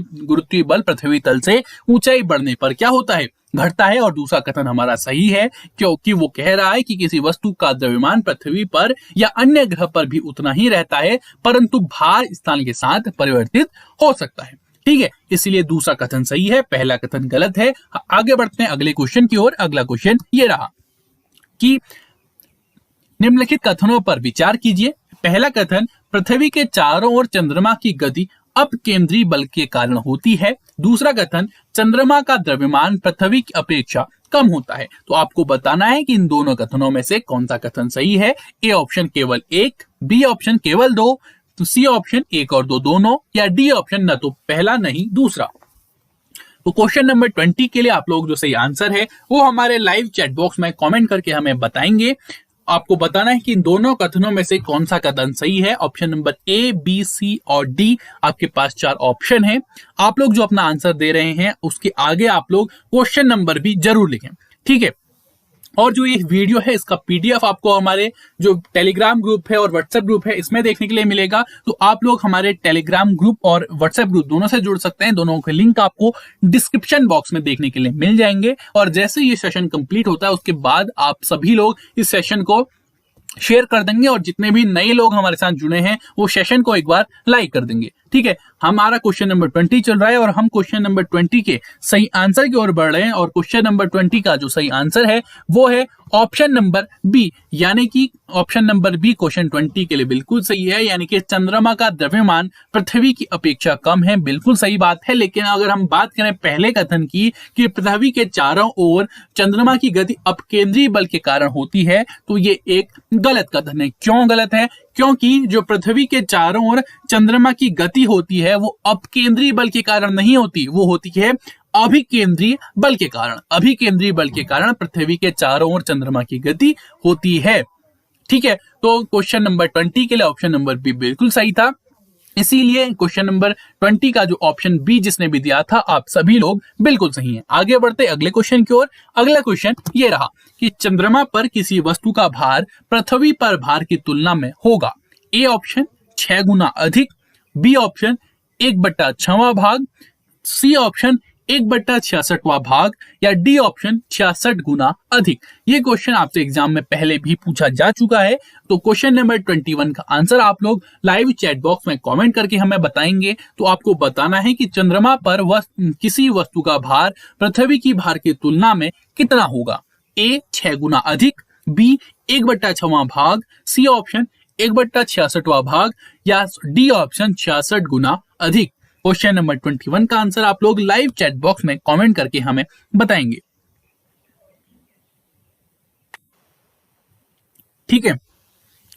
तो चंद्रमा पर किसी वस्तु का भार पृथ्वी के भार की तुलना में कितना होगा। ए, बी, सी और डी 4 ऑप्शन आपके पास हैं। और हम बढ़े क्वेश्चन नंबर 21 के सही आंसर की ओर। और क्वेश्चन का सही आंसर है ऑप्शन नंबर बी, यानी कि चंद्रमा पर किसी वस्तु का भार पृथ्वी पर भार की तुलना में 1/66वां उसका भाग होगा। यानी कि जितना भी उसका भार पृथ्वी पर होगा उसका 1/6वां भाग ही भार उसका चंद्रमा पर होगा। ऐसा क्यों होगा? क्योंकि चंद्रमा का द्रव्यमान पृथ्वी की अपेक्षा कम होता है। तो इस कारण क्या होता है कि चंद्रमा वस्तुओं पर कम आकर्षण बल लगाता है, जिसकी वजह से जो चंद्रमा पर किसी वस्तु का भार होता है पृथ्वी पर भार की तुलना में 1/6वां भाग ही रह जाता है। इसीलिए क्वेश्चन नंबर 21 के लिए ऑप्शन नंबर बी एकदम सही है। आगे बढ़ते हैं अगले क्वेश्चन की ओर। अगला क्वेश्चन ये रहा कि निम्नलिखित कथनों पर विचार कीजिए। पहला कथन, हमें पृथ्वी से बांधे रखने वाला बल। दूसरा, पृथ्वी के चारों ओर चंद्रमा की गति। तीसरा कथन, सूर्य के चारों ओर ग्रहों की गति। और चौथा कथन, चंद्रमा तथा सूर्य के कारण ज्वार भाटा। तो आपको बताना है कि उपर्युक्त में से किन घटनाओं की व्याख्या गुरुत्वाकर्षण के सार्वत्रिक नियम से की जा सकती है। यानी कि जो चार कथन आपको दिए गए हैं, इनमें से किसकी व्याख्या गुरुत्वाकर्षण के सार्वत्रिक नियम से की जा सकती है। ए ऑप्शन केवल 1, 2 और 3, बी ऑप्शन केवल 2, 3 और 4, सी ऑप्शन केवल 2 और 3, या डी ऑप्शन 1, 2, 3 और 4। क्वेश्चन नंबर 22 का आंसर आप लोग लाइव चैट बॉक्स में कमेंट करके हमें बताएंगे। क्वेश्चन नंबर 22 में आपको बताना है कि इन चारों कथनों में से किसकी व्याख्या गुरुत्वाकर्षण के सार्वत्रिक नियम से की जा सकती है। आपके पास 4 ऑप्शन है, आप लोग अपना सही आंसर हमें लाइव चैट बॉक्स में कमेंट करके बताएंगे। ठीक है, तो हम बढ़ रहे हैं क्वेश्चन नंबर 22 के सही आंसर की ओर। और क्वेश्चन नंबर 22 का जो सही आंसर है वो है ऑप्शन नंबर डी। यानी कि जो ये चारों कथन आपको दिए गए हैं, जो चारों घटनाएं दी गई हैं, इनकी व्याख्या गुरुत्वाकर्षण के सार्वत्रिक नियम से की जा सकती है। ठीक है, अगर हम बात करें हमें पृथ्वी से बांधे रखने वाला बल, पृथ्वी के चारों ओर चंद्रमा की गति, सूर्य के चारों ओर ग्रहों की गति और चंद्रमा तथा सूर्य के कारण ज्वार भाटा, ये सभी क्या है गुरुत्वाकर्षण के सार्वत्रिक नियम से इन सभी की क्या की जा सकती है, व्याख्या की जा सकती है। इसीलिए ऑप्शन नंबर डी हमारा राइट आंसर होगा। आगे बढ़ते हैं अगले क्वेश्चन की ओर। अगला क्वेश्चन ये रहा कि रेत में खड़े होने पर किसी व्यक्ति के पैर रेत में धंस जाते हैं, लेकिन लेटने पर उसका शरीर अपेक्षाकृत कम धंसता है, क्योंकि ए, बल योग्य पृष्ठ का क्षेत्रफल और व्यक्ति का भार दोनों घट जाते हैं। बी, व्यक्ति का भार बढ़ जाता है। सी, बल योग्य पृष्ठ का क्षेत्रफल और व्यक्ति का भार दोनों घट जाते हैं। और डी, बल योग्य पृष्ठ का क्षेत्रफल बढ़ता है परंतु व्यक्ति के भार में कमी हो जाती है। तो आपको बताना है क्वेश्चन नंबर 23 का सही आंसर हमारे लाइव चैट बॉक्स में। आपका क्वेश्चन है कि रेत में खड़े होने पर किसी व्यक्ति के पैर रेत में धंस जाते हैं, लेकिन लेटने पर उसका शरीर अपेक्षाकृत कम धंसता है, ऐसा क्यों होता है। 4 ऑप्शन आपके पास हैं, आप लोगों को अपना सही आंसर लाइव चैट बॉक्स में कमेंट करके हमें बताना है।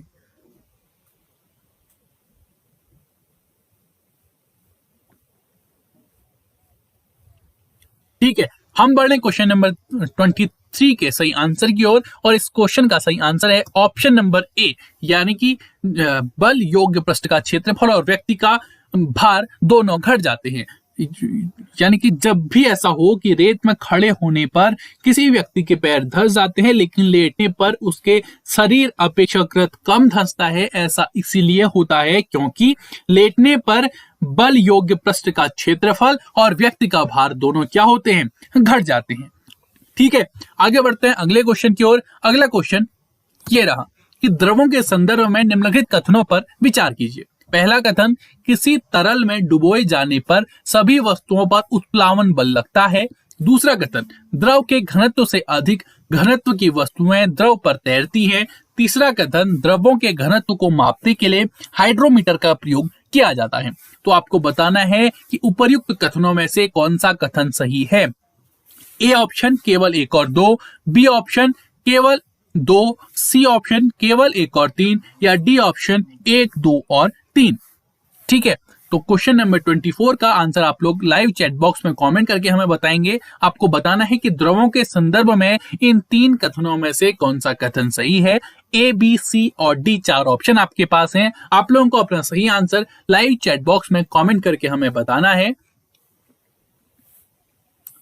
हम लोग इस जो सेशन है इसमें क्वेश्चन की ज्यादा चर्चा नहीं करते हैं, क्योंकि जो हमारे पेड क्लासेस हैं, अगर आप लोग ज्यादा उन चीजों के बारे में जानना चाहते हैं तो आप लोग हमारे लाइव पेड कोर्स के माध्यम से हमारे साथ जुड़ सकते हैं। हम इस प्लेटफॉर्म पे सिर्फ हम जो क्वेश्चंस हमारे हो सकते हैं एनसीईआरटी के, हम उन्हें लेके आते हैं और आप लोग उन्हें सॉल्व करने की कोशिश करते हैं। हम ज्यादा डिस्कशन उन पे नहीं करते हैं। ठीक है, अगर आप लोग किसी भी चीज के बारे में ज्यादा नॉलेज प्राप्त करना चाहते हैं, जो हमारा लैब असिस्टेंट इंस्टेंट का जो ऑनलाइन पेड कोर्स है आप उसके साथ भी जुड़ सकते हैं। तो क्वेश्चन नंबर 24 का जो सही आंसर है वो है ऑप्शन नंबर सी, यानी कि पहला और तीसरा जो कथन है वो बिल्कुल सही है, लेकिन जो दूसरा कथन हमें दिया गया है वो गलत है द्रव के संदर्भ में।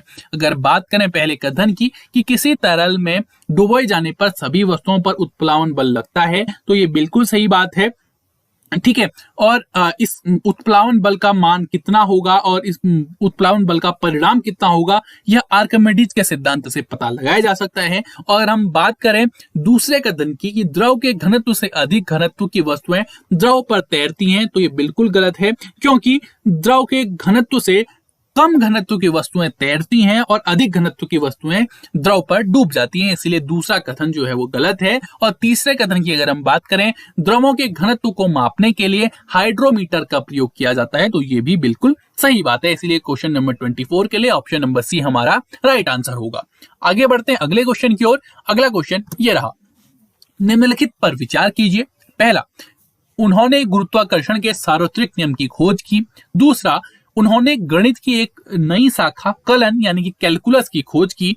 तीसरा, उन्होंने गति के नियमों का प्रतिपादन किया। उपर्युक्त सभी विशेषताएं निम्नलिखित में से किसकी हैं? ठीक है, तो आपको नीचे 4 वैज्ञानिकों के नाम दिए गए हैं, तो आपको बताना है कि इन तीनों विशेषताओं का संबंध किस वैज्ञानिक से है। ए कोपरनिकस, बी गैलीलियो, सी केपलर और डी न्यूटन। ठीक है, बहुत ही आसान क्वेश्चन है ये, क्वेश्चन नंबर 25। आप सभी लोग इसका आंसर बिल्कुल सही दे देंगे, मुझे ये उम्मीद है। आपके पास 3 जो आपकी विशेषताएं दी गई हैं, ये 3 विशेषताएं निम्न में से किस वैज्ञानिक की हैं? कोपरनिकस, गैलीलियो, केपलर या न्यूटन। बहुत ही आसान क्वेश्चन आज के सेशन का, ठीक है।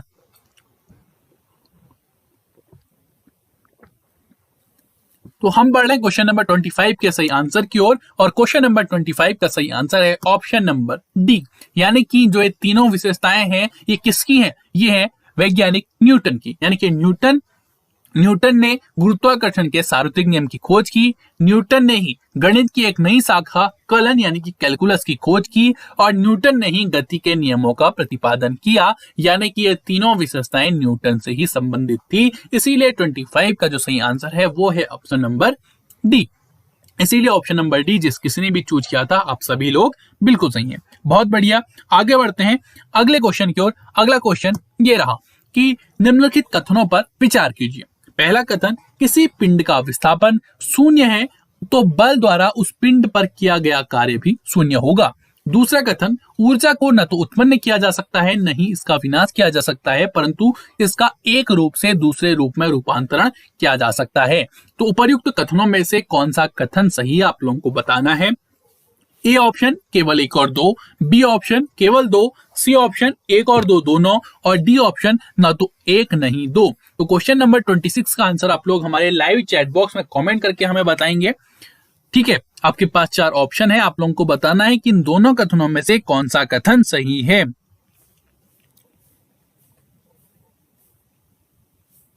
ठीक है। तो हम बढ़ रहे हैं क्वेश्चन नंबर 26 के सही आंसर की ओर। आई होप आप सभी लोगों ने अपना जो आंसर है वो चूज करके हमारे लाइव चैट बॉक्स में कमेंट कर दिया होगा। तो क्वेश्चन नंबर 26 का जो सही आंसर है वो है ऑप्शन नंबर सी, यानी कि हमें जो 2 कथन दिए गए हैं वो दोनों के दोनों एकदम सही हैं। यानी कि किसी पिंड का विस्थापन शून्य है तो बल द्वारा उस पिंड पर किया गया कार्य भी क्या होगा? शून्य होगा। और दूसरा कथन है कि ऊर्जा को न तो उत्पन्न किया जा सकता है न ही इसका विनाश किया जा सकता है, परंतु इसका एक रूप से दूसरे रूप में रूपांतरण किया जा सकता है।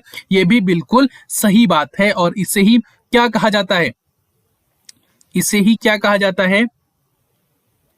आप लोग बताएं कि जो दूसरा नियम है, ऊर्जा को न तो उत्पन्न किया जा सकता है नहीं इसका विनाश किया जा सकता है, परंतु इसका एक रूप से दूसरे रूप में रूपांतरण किया जा सकता है, इसको किसका नियम कहा जाता है?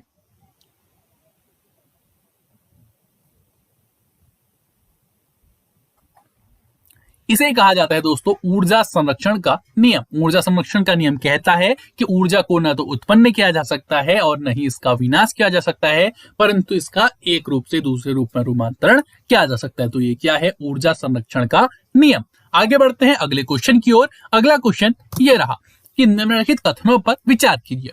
पहला, कार्य का मात्रक जूल है।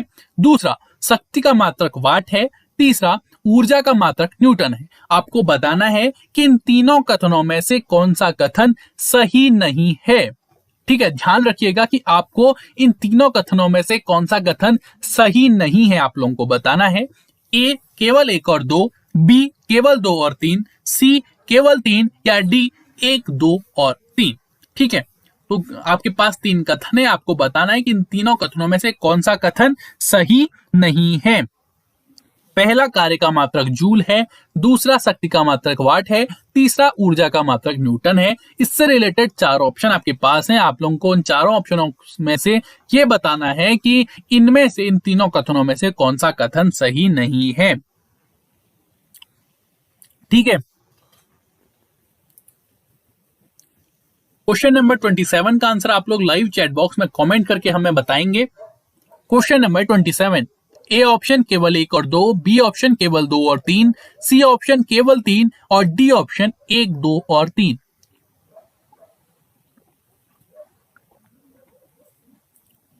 ठीक है, तो हम बढ़े क्वेश्चन नंबर 27 के आंसर की ओर, और इस क्वेश्चन का जो सही आंसर है वो है ऑप्शन नंबर सी, यानी कि क्वेश्चन नंबर 27 में जो हमारा कथन तीसरा है वो गलत है, जो कहता है कि ऊर्जा का मात्रक क्या है, न्यूटन है। तो इसीलिए इसमें हमने बताना था कि इनमें में से कौन सा कथन सही नहीं है, तो हमारा तीसरा कथन बिल्कुल गलत है। अगर हम बात करें पहले कथन की कि कार्य का मात्रक जूल है, बिल्कुल सही है। और अगर हम बात करें तीसरे कथन की, यानी कि जो ऊर्जा का मात्रक वही होता है हमेशा जो क्या होता है, कार्य का मात्रक होता है। तो अगर कार्य का मात्रक जूल है तो ऊर्जा का मात्रक भी क्या होगा, जूल ही होगा, ना कि न्यूटन होगा। इसीलिए तीसरा कथन गलत है। और शक्ति का मात्रक तो वाट होता ही है, यानी कि कार्य का मात्रक हो गया जूल, शक्ति का मात्रक हो गया वाट, और ऊर्जा का मात्रक भी हो गया जूल। ठीक है, ठीक है, तो पहला दूसरा कथन सही था, तीसरा कथन क्या था, गलत था। ठीक है, ऊर्जा का मात्रक न्यूटन ना होके क्या होता है, ऊर्जा का मात्रक जूल होता है, क्योंकि जो कार्य का मात्रक होता है वही ऊर्जा का मात्रक भी होता है। ठीक है, और तो कार्य और ऊर्जा दोनों का मात्रक क्या हो गया, जूल हो गया, और शक्ति का मात्रक वाट हो गया। आगे बढ़ते हैं अगले क्वेश्चन की ओर। अगला क्वेश्चन ये रहा कि किसी तीर के सिरे को धनुष की तनित डोरी पर रखकर खींचने से उसमें ऊर्जा संचित हो जाती है। यह ऊर्जा है ए गतिज ऊर्जा, बी स्थितिज ऊर्जा, सी यांत्रिक ऊर्जा, या डी इनमें से कोई नहीं। तो क्वेश्चन नंबर 28 के लिए आप लोग अपना आंसर हमारे लाइव चैट बॉक्स में कमेंट करके हमें बताएंगे। आपका क्वेश्चन है कि किसी तीर के एक सिरे को धनुष की तनित डोरी पर रखकर खींचने से उसमें ऊर्जा संचित हो जाती है। यह ऊर्जा है ए गतिज ऊर्जा, बी स्थितिज ऊर्जा, सी यांत्रिक ऊर्जा, या डी इनमें से कोई नहीं।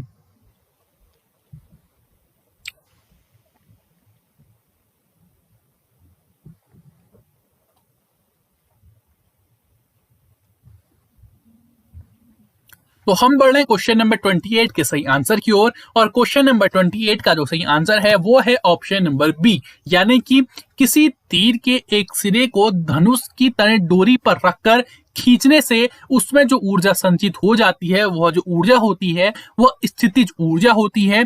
और जब हम उस धनुष की तनित डोरी पर रखकर उसमें खींचे गए तीर को छोड़ेंगे तो वो ऊर्जा किसमें बदल जाएगी, वो ऊर्जा बदल जाएगी हमारी गतिज ऊर्जा में। और गतिज ऊर्जा और स्थितिज ऊर्जा का योग ही क्या कहलाता है, यांत्रिक ऊर्जा कहलाता है। अगर हम बात करें 28 क्वेश्चन की, तो किसी तीर के एक सिरे को धनुष की तनित डोरी पर रखकर खींचने से उसमें ऊर्जा संचित हो जाती है। तो जो संचित हुई ऊर्जा है वो क्या है, स्थितिज ऊर्जा है। लेकिन हम जब हम उस तीर को छोड़ देंगे तो वो स्थितिज ऊर्जा किसमें चेंज हो जाएगी, वो हो जाएगी गतिज ऊर्जा में चेंज। और गतिज ऊर्जा और स्थितिज ऊर्जा का योग क्या होता है, यांत्रिक ऊर्जा कहलाता है। ठीक है, तो क्वेश्चन नंबर 28 के लिए ऑप्शन नंबर बी हमारा राइट आंसर होगा, क्योंकि किसी तीर के एक सिरे को धनुष की तनित डोरी पर रखकर खींचने से उसमें जो ऊर्जा संचित होती है वह ऊर्जा क्या है, स्थितिज ऊर्जा है। आगे बढ़ते हैं अगले क्वेश्चन की ओर। अगला क्वेश्चन ये रहा, ध्वनि के संदर्भ में निम्नलिखित कथनों पर विचार कीजिए।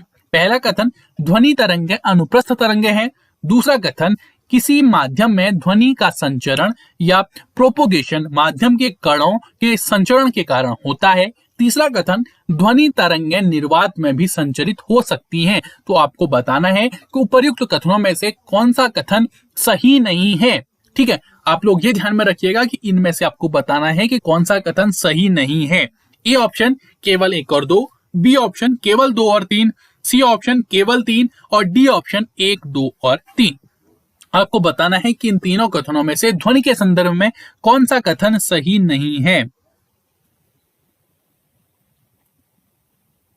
ठीक है, कौन सा कथन सही नहीं है। क्वेश्चन नंबर 29 का आंसर आप लोग लाइव चैट बॉक्स में कमेंट करके हमें बताएंगे। आपको बताना है कि ध्वनि के संदर्भ में इन कथनों में से कौन सा कथन सही नहीं है।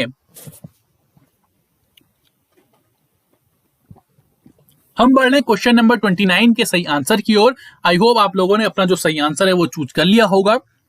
तो इस क्वेश्चन का जो सही आंसर है वो है ऑप्शन नंबर डी, यानी कि 1, 2 और 3। ठीक है, तो क्वेश्चन नंबर 29 में जो हमें तीनों कथन दिए गए हैं, ये तीनों के तीनों कथन क्या हैं? गलत हैं ध्वनि के संदर्भ में। अगर हम बात करें पहले कथन की कि ध्वनि तरंगे अनुप्रस्थ तरंगे हैं, ये गलत है।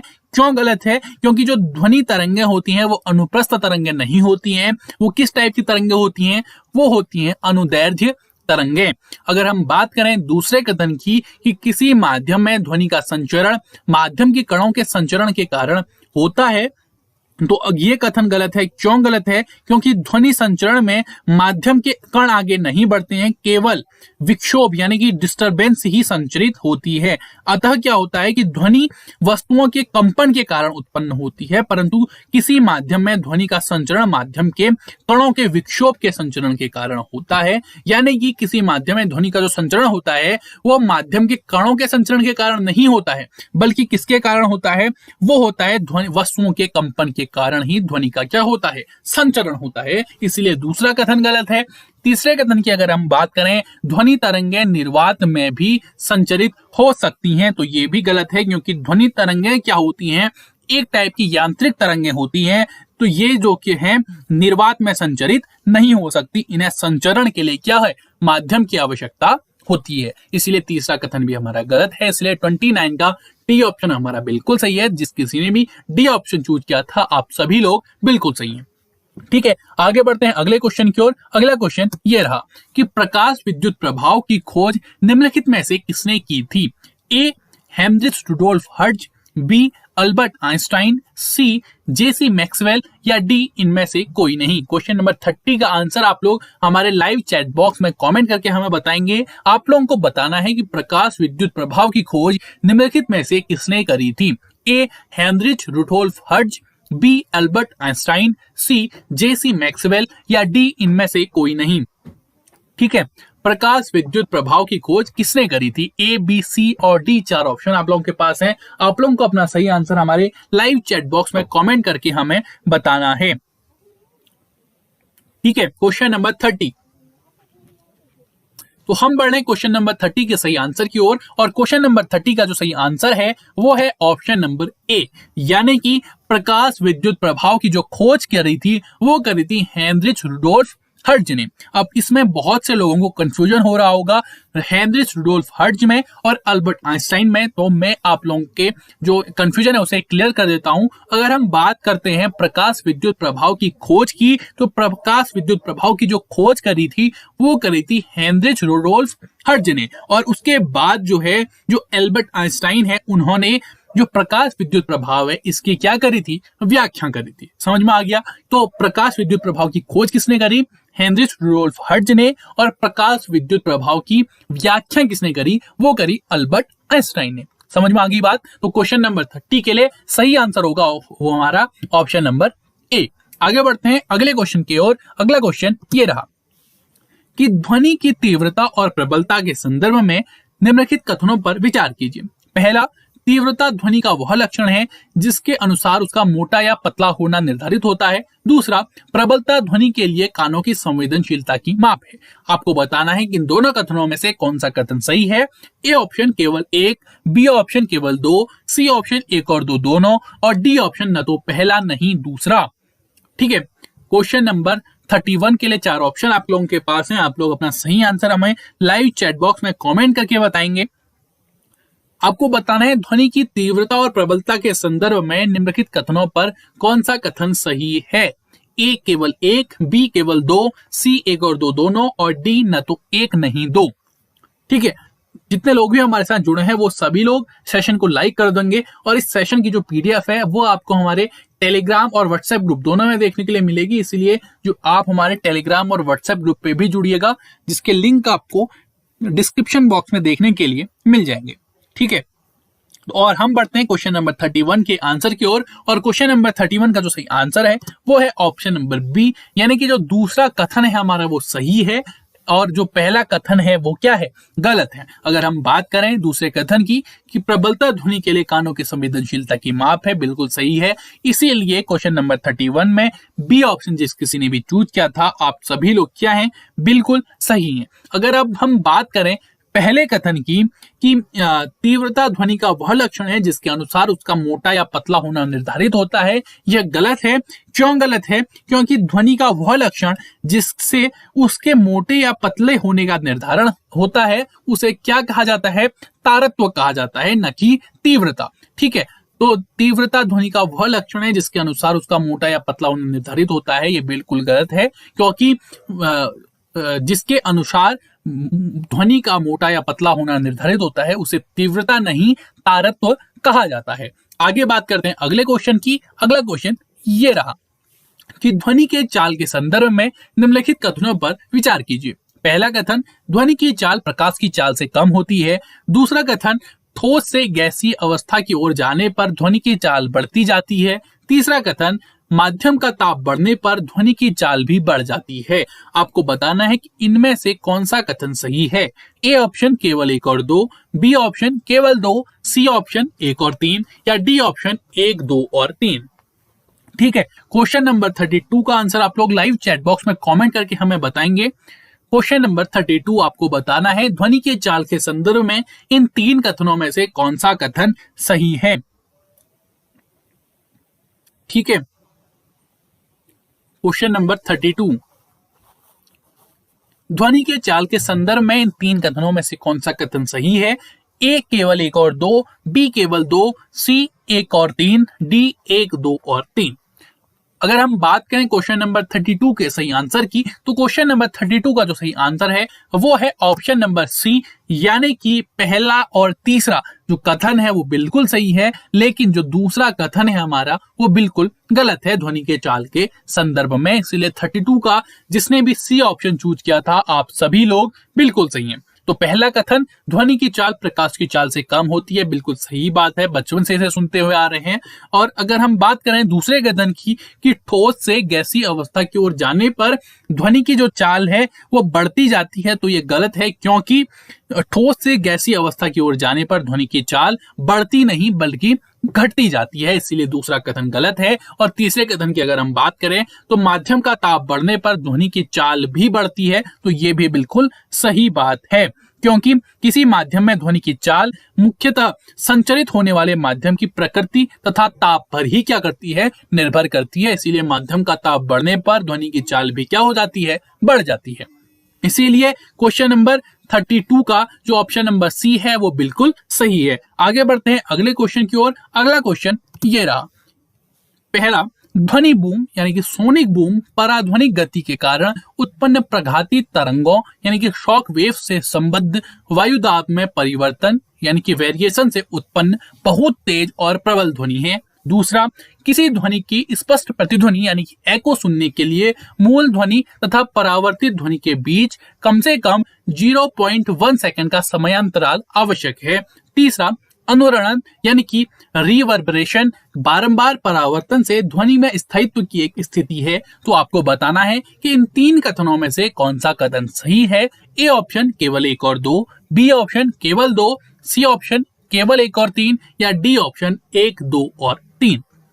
आपको इन तीन कथनों में से अपना जो सही आंसर है वो चूज करके लाइव चैट बॉक्स में कमेंट करना है। मैं क्वेश्चन आप लोगों के लिए एक बार फिर से पढ़ता हूं कि ध्वनि बूम यानी कि सोनिक बूम पराध्वनिक गति के कारण उत्पन्न प्रघाती तरंगों यानी कि शॉक वेव से संबद्ध वायु दाब में परिवर्तन से उत्पन्न बहुत तेज और प्रबल ध्वनि है।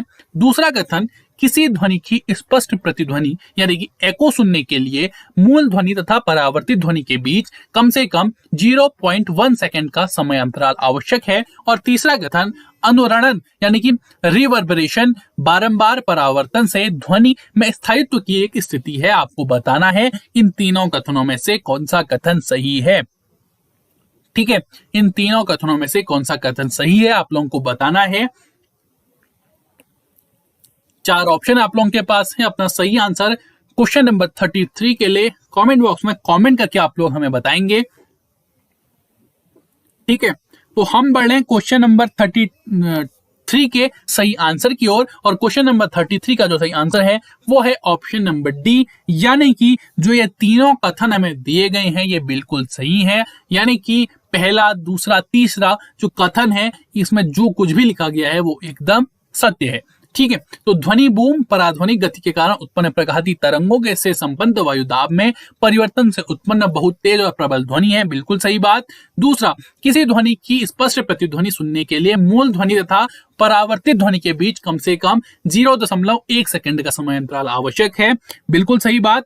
और तीसरा, अनुरणन बारंबार परावर्तन से ध्वनि में स्थायित्व की एक स्थिति है। तो ये 33 का ऑप्शन नंबर डी जिसने भी चूज किया था आप सभी लोग बिल्कुल सही है। इसके लिए आपको कॉन्सेप्ट की क्लैरिटी होना बहुत ज्यादा जरूरी होता है, इस तभी आप इस टाइप के क्वेश्चन को सॉल्व कर सकते हैं। इसलिए हम कॉन्सेप्ट क्लैरिटी के लिए ये स्टेटमेंट वाले क्वेश्चन आप लोगों के लिए लेके आते हैं। अब बात करते हैं अगले क्वेश्चन की। अगला क्वेश्चन ये रहा कि निम्नलिखित कथनों पर विचार कीजिए। पहला, स्टेथोस्कोप से चिकित्सक रोगी के हृदय की धड़कन सुन सकता है। और दूसरा, सिनेमा हॉल की छत वक्राकार बनाई जाती है जिससे ध्वनि का बारंबार परावर्तन न हो और ध्वनि स्पष्ट सुनी जा सके। तो आपको बताना है कि उपर्युक्त कथनों में से कौन सा कथन सही है। पहला, केवल 1, दूसरा केवल 2, सी 1 और 2 दोनों, और डी न तो 1 नहीं 2। तो आपको बताना है कि इन दोनों कथनों में से कौन सा कथन सही है। ठीक है, 2 कथन आपको दिए गए हैं, 4 ऑप्शन है। आप लोगों को सही आंसर लाइव चैट बॉक्स में कमेंट करके हमें बताना है। ए, बी, सी और डी 4 ऑप्शन आपके पास हैं। ठीक है,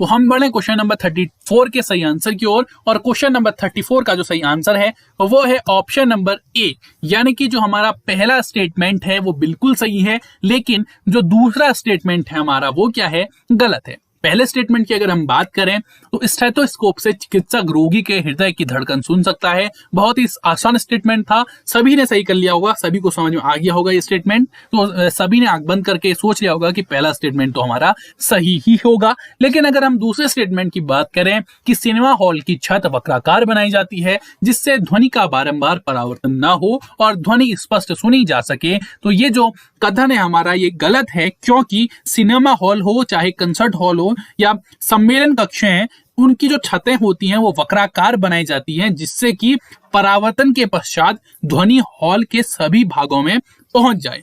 ठीक है, तो इसका जो कारण होता है वक्राकार बनाए जाने का, जो दूसरे कथन में दिया गया है वो बिल्कुल नहीं होता है। दूसरे कथन में कहा गया है कि बारंबार परावर्तन ना हो और ध्वनि स्पष्ट सुनाई जा सके, ये इसके पीछे का कारण नहीं होता है।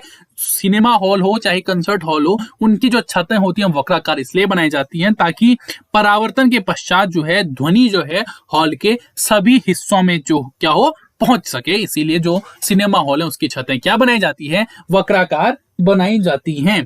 ठीक है, क्वेश्चन नंबर 34 का ऑप्शन नंबर ए बिल्कुल सही है। आगे बढ़ते हैं अगले क्वेश्चन की ओर। अगला क्वेश्चन ये रहा, क्वेश्चन नंबर 35 है कि ध्वनि की श्रव्यता के परिसर यानी कि रेंज ऑफ हियरिंग के संदर्भ में निम्नलिखित कथनों पर विचार कीजिए। पहला, 5 वर्ष से कम आयु के बच्चे पराश्रव्य ध्वनियों को सुन सकते हैं। दूसरा, वेल तथा हाथी अवश्रव्य जबकि डॉल्फिन तथा चमगादड़ पराश्रव्य ध्वनियां उत्पन्न करने में सक्षम है। और तीसरा, सामान्य मनुष्य के लिए ध्वनि की श्रव्यता का परिसर यानी कि रेंज लगभग 20 हर्ट्ज से 20,000 हर्ट्ज तक होता है। आपको बताना है कि उपर्युक्त कथनों में से कौन सा कथन सही है। ए केवल 1 और 2, बी केवल 2 और 3, सी केवल 3 और डी 1, 2 और 3। आपको बताना है कि क्वेश्चन नंबर 35 में ध्वनि की श्रव्यता के परिसर यानी कि रेंज ऑफ हियरिंग के संदर्भ में निम्नलिखित कथनों में से कौन सा कथन सही है। 4 ऑप्शन आपके पास है, 4 ऑप्शन में से आपको सही आंसर चूज करके लाइव चैट बॉक्स में अपना आंसर कमेंट करना है। ठीक है,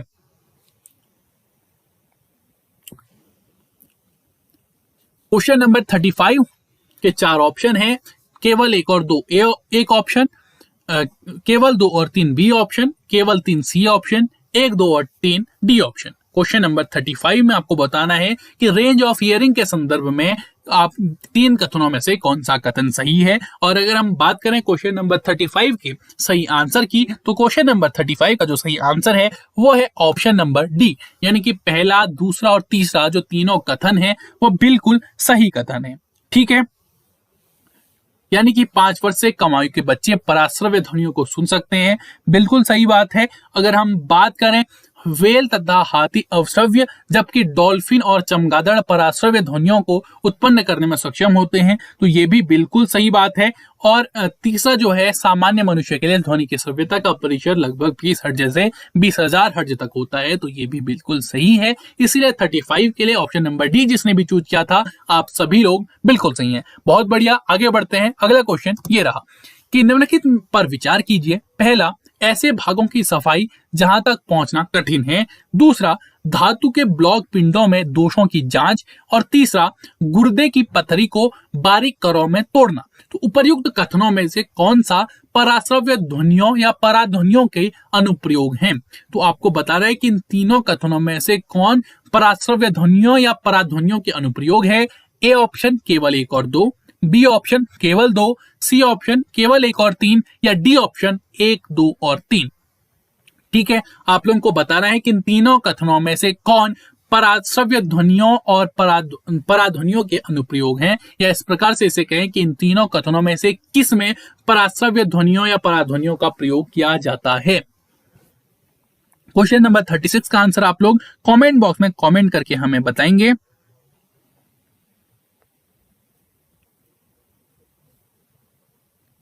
ठीक है, क्वेश्चन नंबर 36,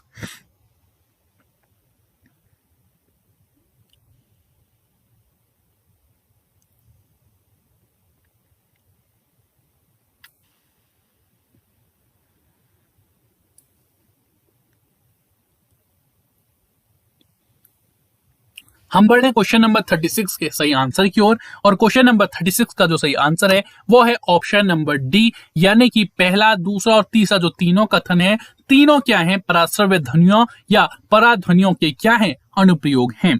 ठीक है, तो अगर हम बात करें पहले की, ऐसे भागों की सफाई जहां तक पहुंचना कठिन है, जैसे क्या है, जो हमारी सर्पिलाकार नली होती है, या विषम आकार के जो हमारे पुर्जे होते हैं, या इलेक्ट्रॉनिक जो जितने भी हमारे अवयव होते हैं, उनकी सफाई करने के लिए जो होता है, मार्जन विलियन में रखकर इसमें पराध्वनि की तरंगे भेजी जाती हैं, और उच्च आवृत्ति के कारण धूल, चिकनाई तथा गंदगी के कारण अलग होकर वो नीचे गिर जाती है, और वस्तु जो है पूर्णतया क्या हो जाती है, साफ हो जाती है। इसीलिए ऐसे भागों की सफाई जहां तक पहुंचना कठिन होता है, उसमें किसका यूज किया जाता है, पराध्वनियों का यूज किया जाता है।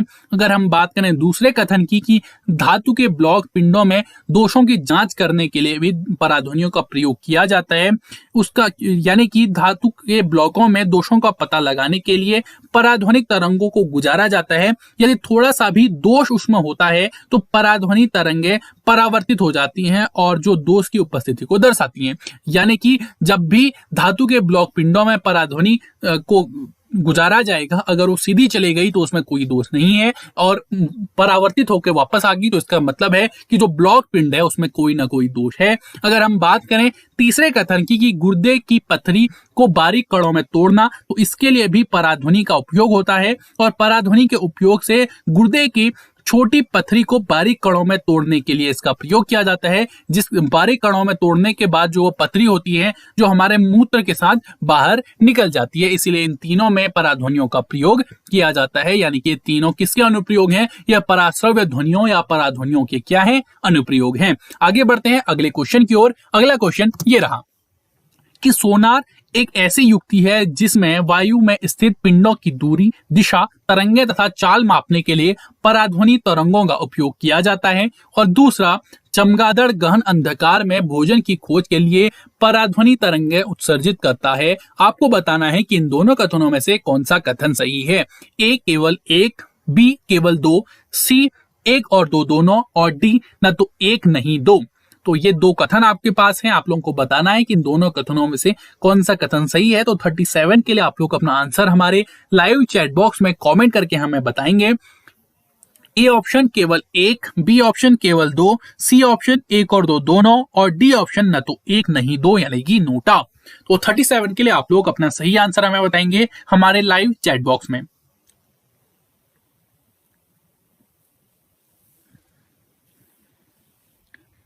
ठीक है, तो क्वेश्चन नंबर 37 के अगर हम राइट आंसर की बात करें तो क्वेश्चन नंबर 37 का जो राइट आंसर है वो है ऑप्शन नंबर बी, यानी कि जो हमारा ऑप्शन नंबर बी है, यानी कि जो दूसरा कथन है वो बिल्कुल सही है, यानी कि चमगादड़ गहन अंधकार में भोजन की खोज के लिए पराध्वनि तरंगे उत्सर्जित करता है। तो और अगर हम पहले कथन की बात करें, सोनार एक ऐसी युक्ति है जिसमें वायु में स्थित पिंडों की दूरी, दिशा, तरंगे तथा चाल मापने के लिए पराध्वनि तरंगों का उपयोग किया जाता है। तो ये गलत है। इसको समझाने से पहले मैं आप लोगों से क्वेश्चन पूछता हूँ कि सोनार जो है, सोनार जो युक्ति है, सोनार का फुल फॉर्म क्या होता है? आप उसे हमारे लाइव चैट बॉक्स में कमेंट करके हमें बताएं कि सोनार का फुल फॉर्म क्या होता है। तब तक मैं दूसरे कथन की अपनी बात करता हूं कि चमगादड़ गहन अंधकार में भोजन की खोज के लिए पराध्वनि तरंगे उत्सर्जित करते हैं। क्योंकि क्या होता है कि जब वो पराध्वनि तरंगे उत्सर्जित करते हैं तो जो अवरोध उनके पराध्वनि तरंगों के रास्ते में आता है, यानी कि जो कीट पतंगे आती हैं उससे टकराकर परावर्तन के पश्चात इसका वो डिटेक्शन कर लेते हैं कि चमगादड़ को पता चलता है कि यहाँ पर एक कोई कीट है, और वो कीट कहाँ पर है, वो किस प्रकार का कीट है, वो चमगादड़ को पता चलता है। इसीलिए जो पराध्वनि तरंगे हैं वो चमगादड़ गहन अंधकार में अपने भोजन की खोज के लिए उत्सर्जित करते हैं। अब मैंने पूछा था कि जो सोनार है उसका जो फुल फॉर्म है वो क्या होता है। तो सोनार जो है, सोनार का फुल फॉर्म होता है साउंड नेविगेशन एंड रेंजिंग। ठीक है, क्या होता है? साउंड नेविगेशन एंड रेंजिंग जो है सोनार का फुल फॉर्म होता है। और जो पहला कथन हमारा है वो गलत है, क्योंकि जो सोनार होता है वो वायु में स्थित पिंडों की दूरी, दिशा, तरंगे तथा चाल मापने के लिए पराध्वनि तरंगों का उपयोग नहीं करता है, जबकि जो सोनार होता है वह जल में उपस्थित पिंडों की दूरी, दिशा तथा चाल मापने के लिए पराध्वनि तरंगों का उपयोग करता है, जिससे भेजी गई पराध्वनि तरंगें अवरोध से टकराकर लौटने पर उसका जो डिटेक्शन के सिद्धांत पर वो कार्य करता है। कौन? सोनार। तो सोनार वायु में स्थित पिंडों की दूरी, दिशा के लिए काम नहीं करता, वो जल में स्थित पिंडों की दूरी, दिशा, तरंगे तथा चाल मापने के लिए उपयोग किया जाता है। ठीक है, और सोनार का फुल फॉर्म क्या होता है? Sound navigation and ranging. क्या होता है? Sound navigation and ranging sonar का क्या है? फुल फॉर्म है। आगे बात करते हैं अगले क्वेश्चन की। अगला क्वेश्चन ये रहा कि पराध्वनि तरंगों के संदर्भ में निम्नलिखित कथनों पर विचार कीजिए। पहला कथन, पराध्वनि तरंगों से मानव शरीर के आंतरिक अंगों का प्रतिबिंब बनाया जा सकता है। और दूसरा कथन, इलेक्ट्रोकार्डियोग्राफी तथा अल्ट्रासोनोग्राफी में पराध्वनि तरंगों का उपयोग किया जाता है। तो आपको बताना है कि इन दोनों कथनों में से कौन सा कथन सही है। ए केवल एक, बी केवल दो, सी एक और दो दोनों, और डी न तो एक नहीं दो। तो आपको बताना है कि पराध्वनि तरंगों के संदर्भ में इन कथनों में से कौन सा कथन सही है। दो कथन आपके पास हैं, चार ऑप्शन आपके पास हैं। आप लोगों को अपना सही आंसर हमारे लाइव चैट बॉक्स में कमेंट करके हमें बताना है।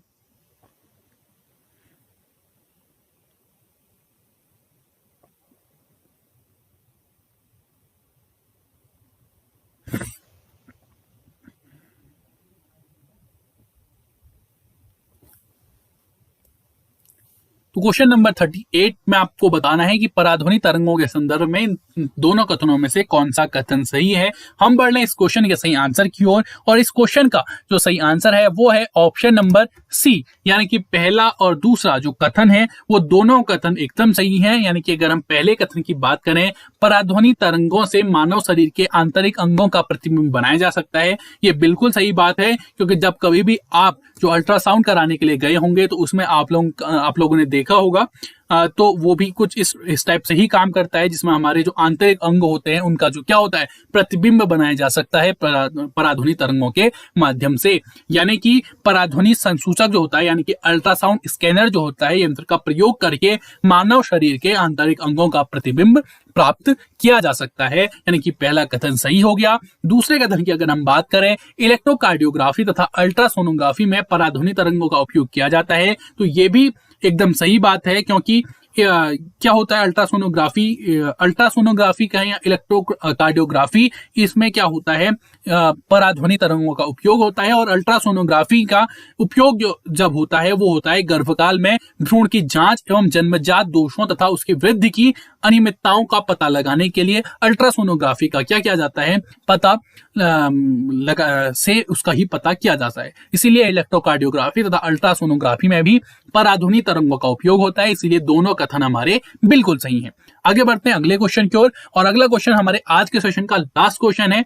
अगला क्वेश्चन ये रहा कि 39 क्वेश्चन है। 39 क्वेश्चन में आपसे पूछा गया है मानव कर्ण यानी कि मानव कान के नीचे फिर आपको 4 ऑप्शन दिए गए हैं कि ए श्रवण आवृत्तियों द्वारा वायु में होने वाले दाब परिवर्तनों को विद्युत संकेतों में बदलता है, बी अश्रवणीय आवृत्तियों द्वारा वायु में होने वाले दाब परिवर्तन को विद्युत संकेतकों में बदलता है, या सी वायु में होने वाले विद्युत चुंबकीय परिवर्तनों को श्रवणीय आवृत्तियों में बदलता है, या डी वायु में होने वाले विद्युत चुंबकीय परिवर्तनों को अश्रवणीय आवृत्तियों में बदलता है। तो आपको बताना है 39 क्वेश्चन में, जो आज के सेशन का लास्ट क्वेश्चन है, बताना है कि मानव कर्ण इन 4 ऑप्शनों में से क्या करता है।